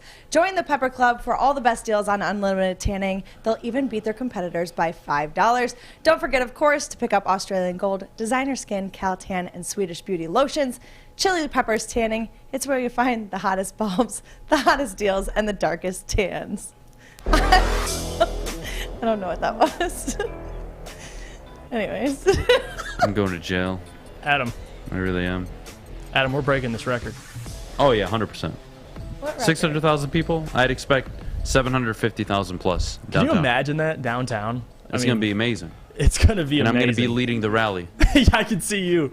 I'm going to be leading the rally. I'll be naked, fully painted in blue and silver. And ideally, this team is a playoff team going into that draft. But if they're picking in the top 3, I'll buy one of those planes that, shoot the message across the sky. Draft so-and-so. If it was in Detroit this year, you would see draft the cocaine banners all over Metro Detroit. You would see draft the cocaine in the sky. And I would open up a concession stand where we serve cocaine for everybody that would attend the NFL draft party. Can I pull a DMAC and give you a caveat? What's up? Because they just started doing the outdoor events. 2019, Nashville was the first one. Yep. 2020, COVID, they had it virtual. 2021, it was limited. So it's not going to be 600,000. It's Vegas is this year. That's going to be at least 1 million. So that number of 600,000 is definitely going to have to be 1 million. How many of those people in Vegas are going to be able to coordinate themselves to get to that draft party? I don't know. Those are the questions you need to ask. A lot of distractions in Vegas. And what counts as going to the draft party? Like, is there a gate? I'd imagine a ticket. Okay. Yeah, how many scan tickets? Okay. That's how they go by it. They don't actually sit there and Well, no, but I'm saying I'm assuming it's a huge property. Yeah, of course. So, yeah. I'm sure there's a gate to get in, and you need a ticket. And let me give you a caveat, Fish. Detroit, Las Vegas. Yeah. All right, Las Vegas, obviously. The Raiders just recently moved there. Yeah. But again, Detroit, the Lions fan base, think about it. The draft is essentially our Super Bowl. I mean, it's the sad truth. It is the reality of it. And especially in a couple of years, like Adam mentioned, if we're actually winning games, and you're picking, let's say, in the 20s, hopefully. I mean, you never know at that point. Honestly, this place is going to be bumping downtown. I'm not saying they can't do it, but I'm saying that number is going to be higher. It's hard to beat 600,000. 600,000. But still, I think Detroit can do it. I'm confident in it, especially because of how much it means here in Detroit. And let's say, I mean, God forbid, let's just say they are in the lottery. Let's say they're top 3, top 5 in the NFL draft. Don't say It's that. going to be even more electric down there if there's a quarterback in the class. So I'm excited, man. I think it's great for downtown. It's great for the publicity of Detroit. There hasn't really been an event like this. I mean, you've had some events. You've had, the Super Bowl. You've had, the Final Four here in Detroit years ago, or the Elite Eight, I'm sorry. But again, this is the biggest event. I'm excited. Detroit, this is well-deserved. And 2023. And we beat out Green Bay. So we did. 2023 is in Kansas City. So that'll Kansas City, yeah. We'll see. I want to see those numbers, too. I want to see, until Detroit, what do the numbers look like? But I certainly think 600,000, I mean, we can eclipse that, considering how passionate people are. I mean, think about it. The Pistons, the Red Wings, and the Tigers. Yeah. They're winning more than the Lions, but people are always more passionate about the Lions because it's Yes. football. It's It is football. football. So when the draft comes, I mean, Oh, football. How do you not? the NHL, the NBA, all of them. You know, come get your draft, put them in Detroit. The NFL draft will blow them out of the water just because of it's just different. I don't know how to explain it. Football's king, man. Yeah, of course. I mean, look, it's a special moment too. It's the first time the city's hosting an NFL draft, right? It's a big deal. Big deal. And ideally, yeah, you're a playoff team by then. And if you're not, I don't know if I'll be alive. Not much more losing I can take, but I'm just gonna keep fighting on. I know there's people that have been dealing with this for a long time, so if they can, I can too. That's my motivation. But having said that, it's going to be interesting to see how they map out downtown and how that event is going to work. I mean, it feels like a logistic nightmare considering there's realistically 2 ways to get downtown. Oh, it's going to be efficiently. Good luck driving a car that day. You're probably going to have to walk 5 miles, 10 miles. Scooter, A lot. for sure. You're going to need to use the bird. Oh, yeah, scooter business. Yeah, remind me to buy like 10 scooters and just have them laid out. All the downtown. employees just Make some money. going down. Oh, yeah. They're going to add stuff to it similar to the Super Bowl. They're going to have trains. So. Oh, yeah. We'll get the that's a escort. very good Heck point. yes. What is more efficient? A police escort or just driving through people? What's more dangerous? Real is question. probably the most. Real question. Yeah. Which Do you one is have a more efficient? truck? Do you have a because truck? as a I police, do. with police escorting in a public area Like a like that, semi-truck? you have to like You're gonna turn need on a your semi. siren. You have to get the lights going and like move out of the way, and like people, it takes them forever to move. Why wait? Just go right through them, How about right? Because one will put you in prison, and one won't. Yeah, I told you I'm willing to do prison time. I already told you I'm willing to do time to get the job done. Maddie, you with me? You in the car with me? Oh hell yeah. All right, see? Jeff? Oh, I'm down. All right. I got 3 people willing to go to jail. That's what I'm talking about, man. Fish? I'm assuming no. Well, I'll think about it. I'll definitely consider it. All right, thank you for at least considering it, Yeah. buddy. We're making progress Yeah, here. we're making progress. Thank you so much. If it's a semi, sure, why not? Oh my God. It's got to be a semi. Okay, You hold on, can't just- Fish. You're going around them. Fish, you're going around them. You need like a quick car, not a big ass semi. Adam I'm said saying he's we drive driving through through them. them, no? Holy shit. Are you Didn't you missing the say you're point? driving through? We can use my What are you truck. driving? What are you semi would He's probably going be- through it. Yeah, you gotta use what a else semi. on I it? don't know. I have a pickup truck. We'll be just fine. No, Pickup truck should truck's be not fine. gonna work. I'm thinking like, you get one of those Army Humvees. You can always just drive on the sidewalk. Where do you have all these contacts? It's like I'm gonna get one of Oh, the I got a lot of Army connections. Humvees. But having said that, No, maybe a Adam, Prius, he's gonna have a tank. Prius. You get great gas minimal mileage. damage. Yeah. Maybe one of those Chevy Volts. What was it? The Ford Fiesta? Oh yeah. Imagine Adam in a Ford Fiesta just going down to the draft. Move out of the way! Draft to go gay! Oh, you know what? We're gonna need a truck because I'm bringing cocaine with me anyway. To the Well, party. you can't say. I mean, Abe's right here. I mean, Now, what is he gonna? He's gonna see us dealing coke, and you know what he's gonna do? Like a damn good cop he is, he's gonna just turn a blind eye. He's gonna walk away. Turn a blind That's what he's eye. gonna do. Boy, he's gonna join He's not in. arresting us. We're gonna go through at least God knows how many kilos of coke before anybody notices. Kilos. Love that. We're getting a truckload. Yeah, I know. This guy gets it. I'm talking 700,000 people. I got a coke fiends to address. By the way, shout out to the guy who made the Photoshop picture of you in Scarface. Oh my goodness. That You is know, the let most me- iconic picture. Let's throw that out. I I have want to give ever him a seen. shout out. I think it's Miko Detroit. I think that's how you say his name. It's so It good. like fits. Why does it fit? It's I have perfect. I have a surprise about this outfit. Ooh. You have it. I am gonna rock this one of 2 days. Okay. I'm deciding if I'm gonna do it this upcoming Monday. Oh. With a bunch of cocaine on the table. God. Or I save it for the NFL draft party. Huh. And I dress up as Tony Montana. I would love that. For the draft party. With a bunch of coke on the table. At the brass rail. Be a great time. Everybody's happy. Everybody's snorting. For every pick the Lions make in the first round, I'll do like 3 lines of coke. Oh. Oh. How do we feel about this? Well, Scarface is my favorite movie of I all love time. that for so you. I'm sign me up. Yeah. They could Oh, be yeah, small lines. Yeah. I didn't say they have to be lines as big as the table. You're gonna have Abe doing chest compressions to bring you back. I'll but be okay. You know what? I'll be He'll okay. be done. He's done. I'll be okay. It's a great picture, though. It's a It's fabulous it's such a well put together Oh, edit. yeah. Like Much shout better out. than the one yesterday. Oh yeah, I mean this is just. Oh, it's great. This is iconic. I'm gonna make this my phone screensaver. Really? Like honestly, it's that picture's. If I was It's born everything. into another lifetime, I would be a mafia head, pretty sure. Yeah. And I would have Sounds lots of right. people killed, and I'd show no remorse. Definitely sounds right. You just Yeah. take your anger and now. I already told you I would kill Tom Masway and Ryan Armani, and I have no problem with it. he goes, Oh, he's like, okay. make him on the list. They Put him as a want Baker suspect. Mayfield in Detroit. I would kill them live on air. I don't They even said need to that? hide it. What was Yeah. the reason for it? I have no idea. They're I don't even- crazy. I want to know, like, genuinely. And genuinely, I would kill them, and then at the funeral, I would show no remorse. And when their kids would ask me why I did it, I would say they had it coming. That's why. They asked for it. I didn't want to do this. I don't wake up every day They wanting to killed kill people. themselves. But sometimes you got to do what you got to do. Yeah, blame it on the Baker Coco. Mayfield. Jesus Christ. I can't Well, believe they want him in Detroit. Here's what we're going to do. We're going to take a quick break. When we get Why back, are we avoiding the one person that started it? Braylon Edwards the one person that started it. I believe Tom Masway is the one that started. Well, Braylon Edwards had a tweet on it. Oh. We're going to avoid this for now. Jesus Christ.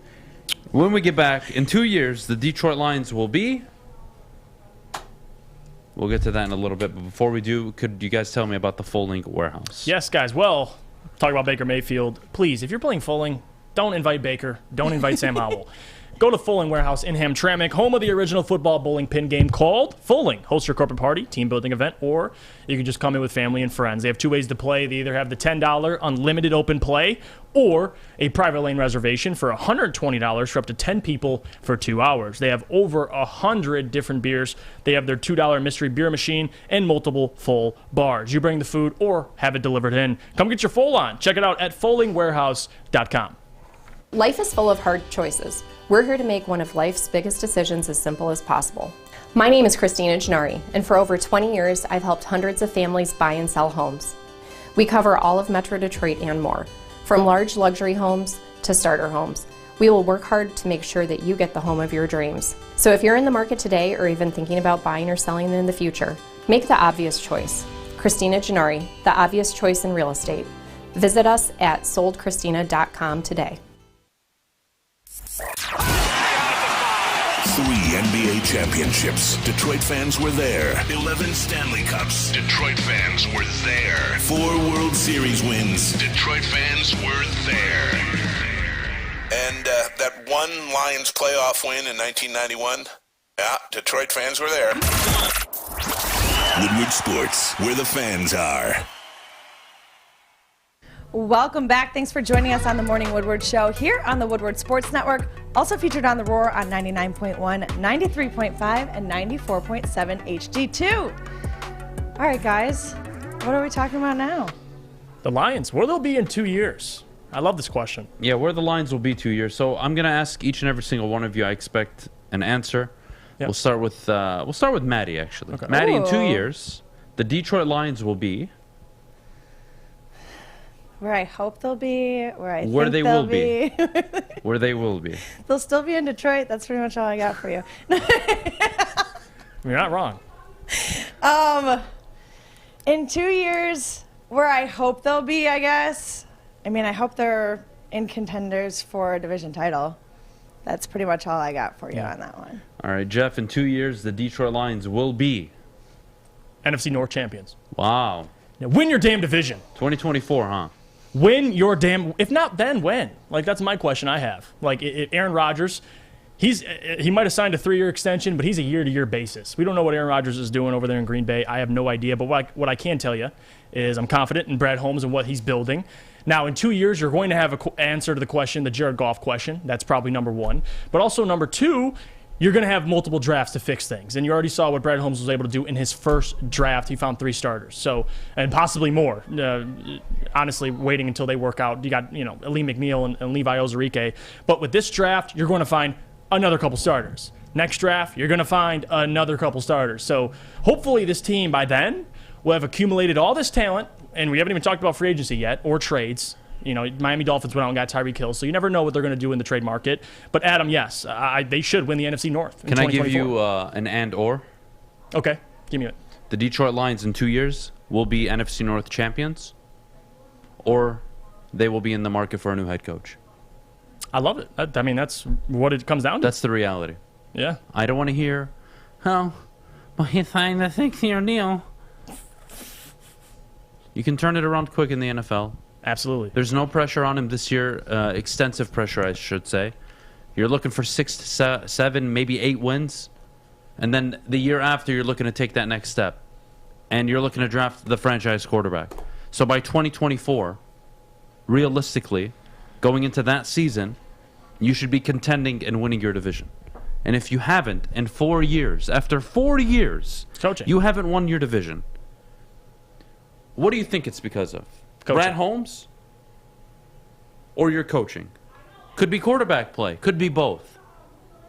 What's easier to replace, a head coach or a quarterback? Head coach. Mm-hmm.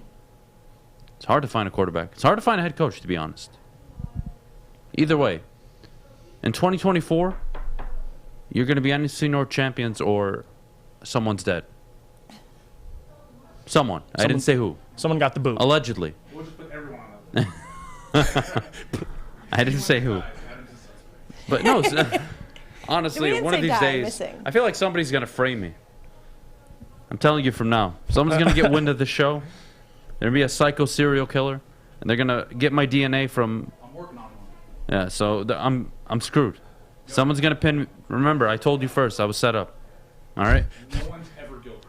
I'm never guilty. I never said any of those things that you said I said. Until they get Fish. Never. There's no evidence of them. Until they interrogate Fish. And he just completely... Yeah, Fish would throw me under the bus so quickly. No, not if you necessarily. gave Fish Not a bag of necessarily. Skittles, he would rat me out.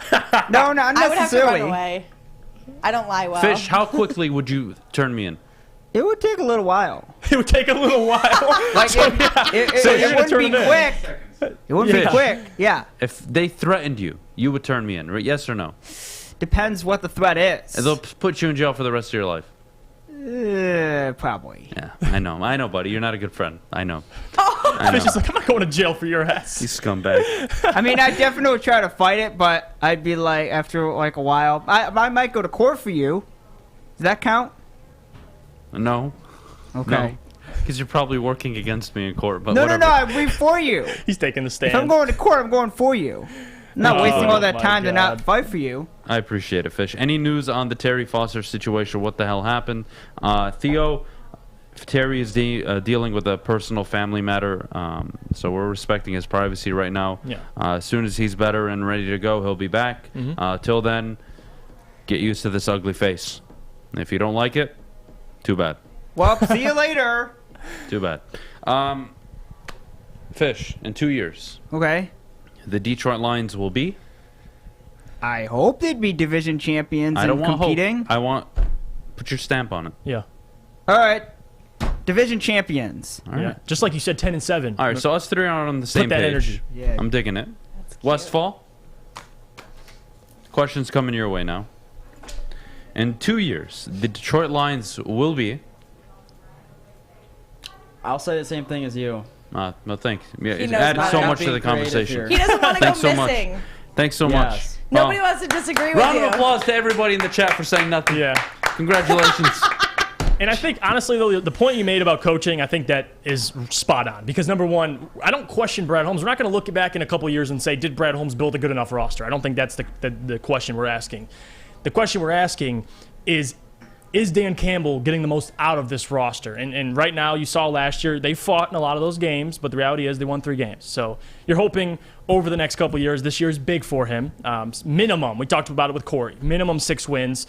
And then you have another 2 years after that, no question, Adam. I mean, this team should be in contention. I feel like I'm giving them too much credit to say in contention. They should be really the front runners of your division. You never know. You never know. Minnesota could end up with a franchise guy. Green Bay could move on and have a different guy totally from different Jordan Love. You don't know the landscape. You don't know who the Lions quarterback will be in 2 years. But that's the trajectory. You have to do it. Do you think Jared Goff with a good roster can win this division? Yeah. So you think if he's here in 2024, if this roster... I don't think he should be here. Right, but let's just say theoretically, they haven't figured out the quarterback position. No doubt in my mind. That's the cutest kid I've ever seen in my life. Oh my God, that is just so damn Kids cute. are the best. No, they just lose my train of thought. The kid is... See, if I was to ever kill something, I would never kill a kid. Well, I have my limits. Thank you for telling us that. Yeah, I have my limits. Like, Adam I is want to human. kick and punch a lot of Adam. people. Kids, definitely not one of them. Love kids. Wait till you have it. That'll Ah, yeah, that's a good point. I can't wait for that. That is a good point. 2 years, the team will be built as a complete overall balanced attack without an elite quarterback. Interesting, Marvin. Interesting. You know what else? I was waiting for somebody to be cynical and say the Lions in 2 years will be selecting first overall in the NFL draft in 2024, but nobody said that. So I guess none of you are clever enough. I was waiting for somebody to say that. That would be... I mean, we'd be at the draft, but that's the positive. We'd be at the draft, but we'd be like, fire that head coach. Oh, that's what we'd be God. saying. I couldn't imagine picking And you number can't one. predict injury. I mean, I don't know, but it is coaching. Absolutely, man. I want to see coaching improvement by 2024. I want to see the team contending, competing. Again, you want to be... Guys, you want to stop hearing same old lines. You want to stop hearing, well, the team sucks. The team's got to win football games. They got to show improvement. And if they're showcasing improvement and they're competing for the division, not even win it, damn it, compete for it. Right. You can get behind it. Nicholas Duncan says, Adam, I have 2 beautiful children. You think they're beautiful. Why? I've never seen them. Why would you do that? I can't confirm that. Why? I can't confirm it. Did that count it on the list? This man said... I didn't say anything awful. What? I just All asked. parents think their kids are cute. Let's all be honest. Well, that's a great point. If my kid is ugly, I'm going to call him ugly. All kids are born looking like aliens. That is a very good point. Yeah.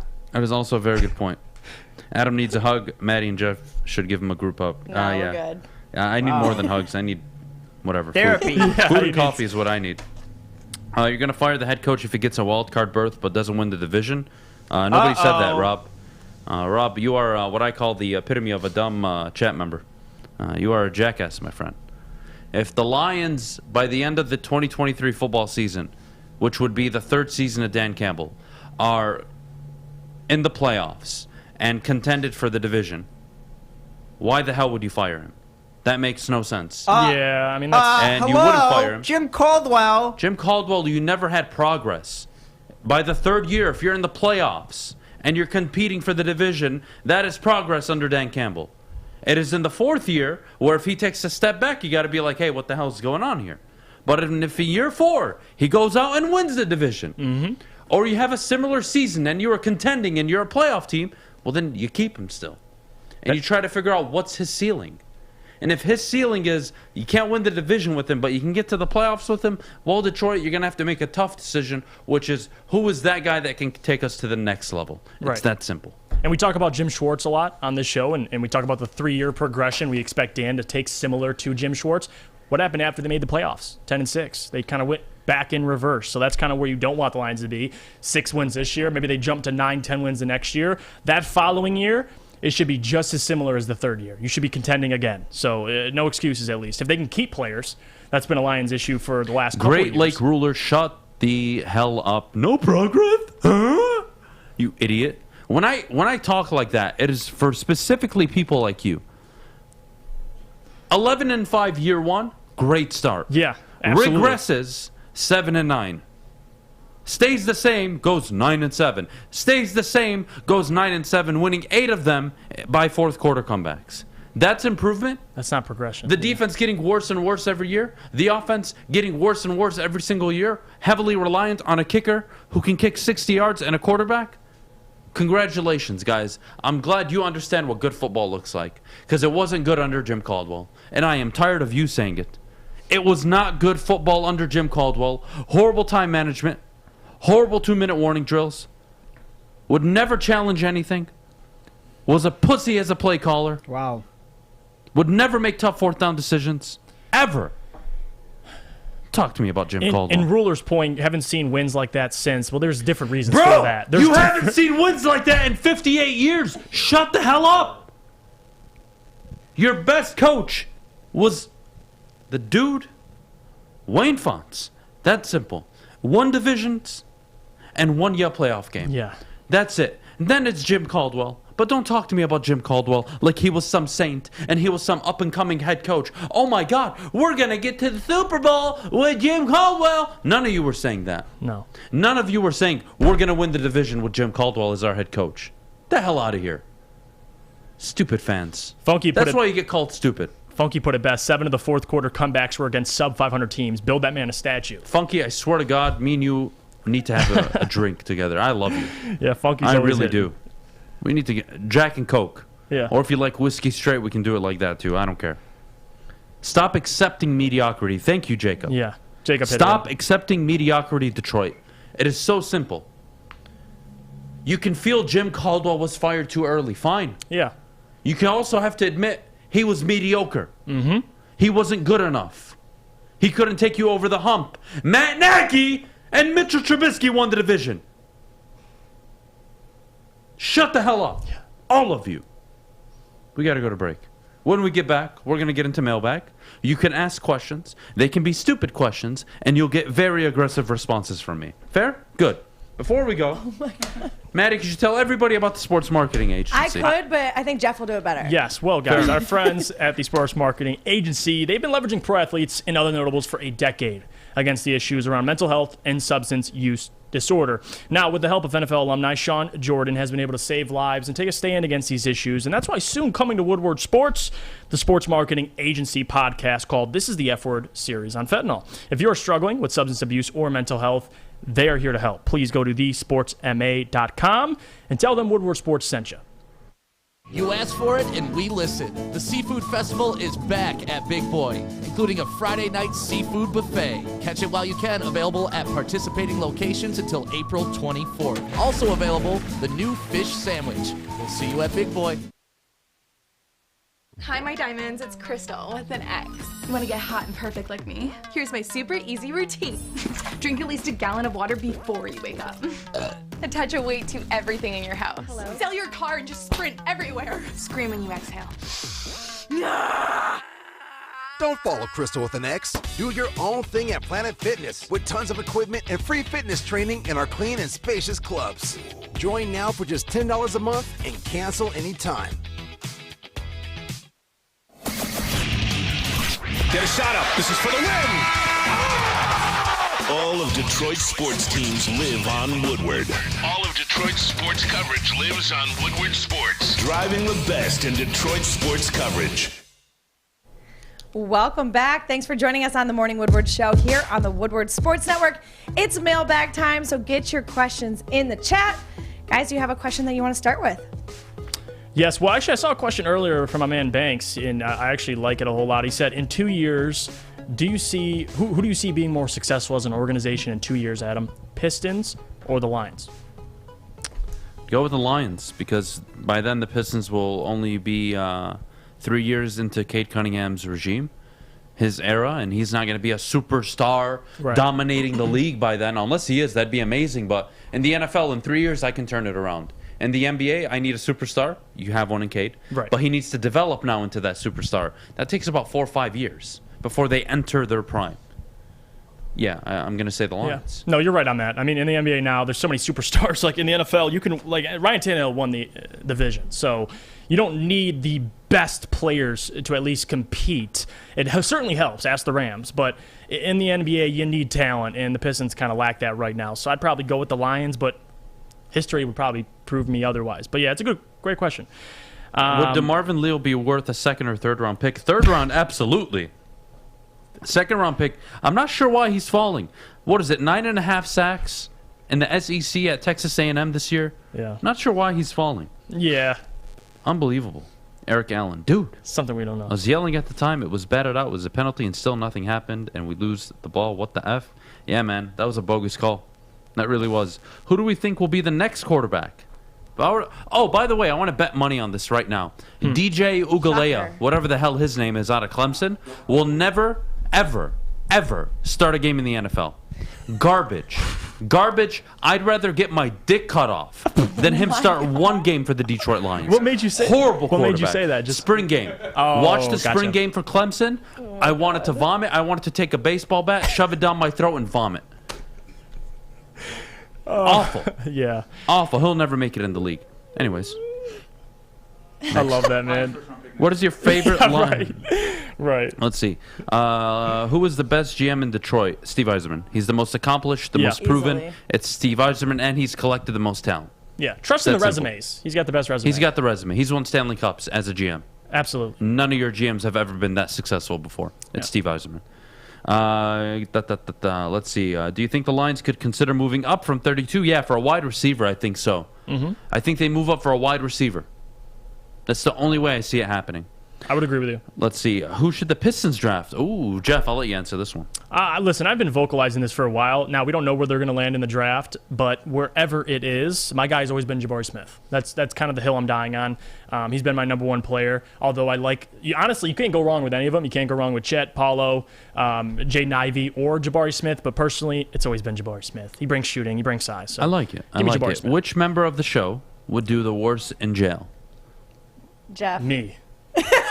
I'll say it. Jeff. What about me? I wouldn't last a second in jail. I'd die. I'll tell you just what. touched Fish me, would be like, and I'd I will die. tell you what. I'd be the queen in there. I'll tell you how exactly it'll work. Fish would run the jail. Because every gang Why? would want him to be their pinhead, and they would defend him fearlessly. He would snitch so fast on everybody else, he would never do a day. That's fair. I think Fish would be the king of jail. And he's Jeff would get butt tapped. Come on. Jeff, you know it's true. Hey, I gotta make sure. Jeff, you would be dropping the soap You're too every day. pretty. No, yeah. I gotta make sure I'm holding on to the soap. I'm not dropping it. I'm done. We'll stitch your butt before you go to jail. Don't worry. And now, you know what? Screw this. I'm not going to jail with Adam. Man. He can go by himself. Jeff and Adam, should the Lions draft Matt Corral from Ole Miss? But I think I'm assuming it's at 32, right? Or 34. Yeah, I don't whatever know. it is. I don't know how I feel about quarterback right now. Yeah. Really don't. I don't Let's know. see. What else do we got in the chat? I'm way more interested to see what happens at 32 than number 2. Joey, I would agree with you if you told me that edge rusher at 2 no matter what. If that's the case, cool. Yeah, I'd agree with you. Interested to see what their plan is at 32. Are they trading up? Are they moving back? Are they taking a wide receiver, linebacker, safety? Quarterback? Who knows? Yeah, 32 is going to be an interesting pick. I can't wait for the draft party that we'll be hosting all night at the Brass Rail. It's going to be fun. Look at this question. Nakobe Dean or David Ajabo available at 32. Who do you take? Kobe Dean. Yeah, we agree there. Yeah, I need a plug-and-play linebacker. He plugs. Love David Ajabo. I can go get one. I can probably get him at 34. I don't think Dean falls to 34. Yeah. Ajabo falls if he's at 32. Nakobe Dean's up. not sitting there at 33. Jaguars are taking him 100%, in my opinion. Adam, what's your weirdest food combo? Wow. I think mac and cheese and ketchup. I don't get it. You sick freak. Do people eat that? That's like goulash. Like people put like meat in it and stuff. My girlfriend tries to encourage me to. I'm crispy chicken and mac and cheese guy. That's delicious. That's not weird. That's not weird. That's so normal. So what is That's it? You put chicken like in your mac and like cheese? my or something? mom eats eggs with mac and cheese. Not mac and cheese. Eggs and hot dogs or sausage. I hate that. Oh, well, that's not. That's normal. That's not weird either. I think that's weird. Eggs and sausage. Didn't we do this before? And everything you were we told have was done weird, this I also before. did. Yeah, I don't know. Let's see. I like to mix my sauces. See, I mix ketchup and mayo. That's normal. That's normal. There you go. It even has a name. What else we got here? What's a weird food combination? I really can't think of one. What's something that people do that I think is disgusting? I think you know what I think. Doritos and salsa. That's interesting. That's interesting. It's so good. This isn't like a food. This isn't like a food combo, but I just get pissed when people pour the milk before the cereal. Oh, yeah, I'm with that. People, does those that- people should die. Psychopaths. Those people should be executed. If I was president of the United States, that would be my first executive order. You put milk in the bowl before the cereal. Yeah, you don't do that. That's stupid. Anyways, I think something I do, or I used to do when I was a kid, hot Cheetos and I think it was Philly cheese. Cheetos in the Philly cheese? Yeah. Like you. Wow. I used to put I'm chips like on my curious sandwiches about and that. Cheetos on my Weird, sandwiches though. all the time. Yeah, I mean, I do Cheetos on my hot dog. I do everything. Nacho cheese. Yeah, we Dog do the Central, big cheese guy. Up at Yeah. CMU. Oh my gosh. None of you have put in like any crazy food combinations. Apples and ranch. This is my daughter's favorite. Wow, That's- Mark. Mark, yep, we have our first I'd get rid of your child if I were you candidate. Congratulations. Mark, Your that daughter one's has a problem. Mark, that one's a tough one. Mark, I can't help you there. All I can do is pray for you. And I wonder how old his daughter is. A lot of feel like kids like that age, you just have random craving. Like once they Mark, find something. what would you prefer? Your daughter being a Coke addict or apples and ranch? I'm going to say Coke addict. Yeah. Your brother eats mayo sandwiches. All right, we got some freaks in this chat. Just 2 pieces of bread with mayo. You guys are some disgusting mother effers. You know that? That's oh, tough. Yeah, lefties just have his cheesesteak with flaming hot Cheetos on it. I've tried it. It's really good. Yeah, that'd be good. That's not weird. That's normal. Let's see. Peanut butter sandwich with Captain Crunch and maybe a banana. Timothy? Is that like separate things? Like you're not putting them Ranch together? and mashed potatoes. No way. No, actually good. No! Yeah. No! You're not ruining this for me. You're not ruining this. listen. Stop! La. Nope. End of the show. We're done. Yeah, we gotta do. Mashed potato. I'm closing the laptop. Yeah, we're done Mashed here. potatoes and ranch. All of you It's deserve to go actually to good. the endless bottom It's actually pit good. of hell. You disgusting mother effers. I am done. That's it. Have a great Friday. Enjoy won't your regret weekend. If you eat mashed potatoes and ranch, there's a special place in hell for you. Goodbye. Happy Easter.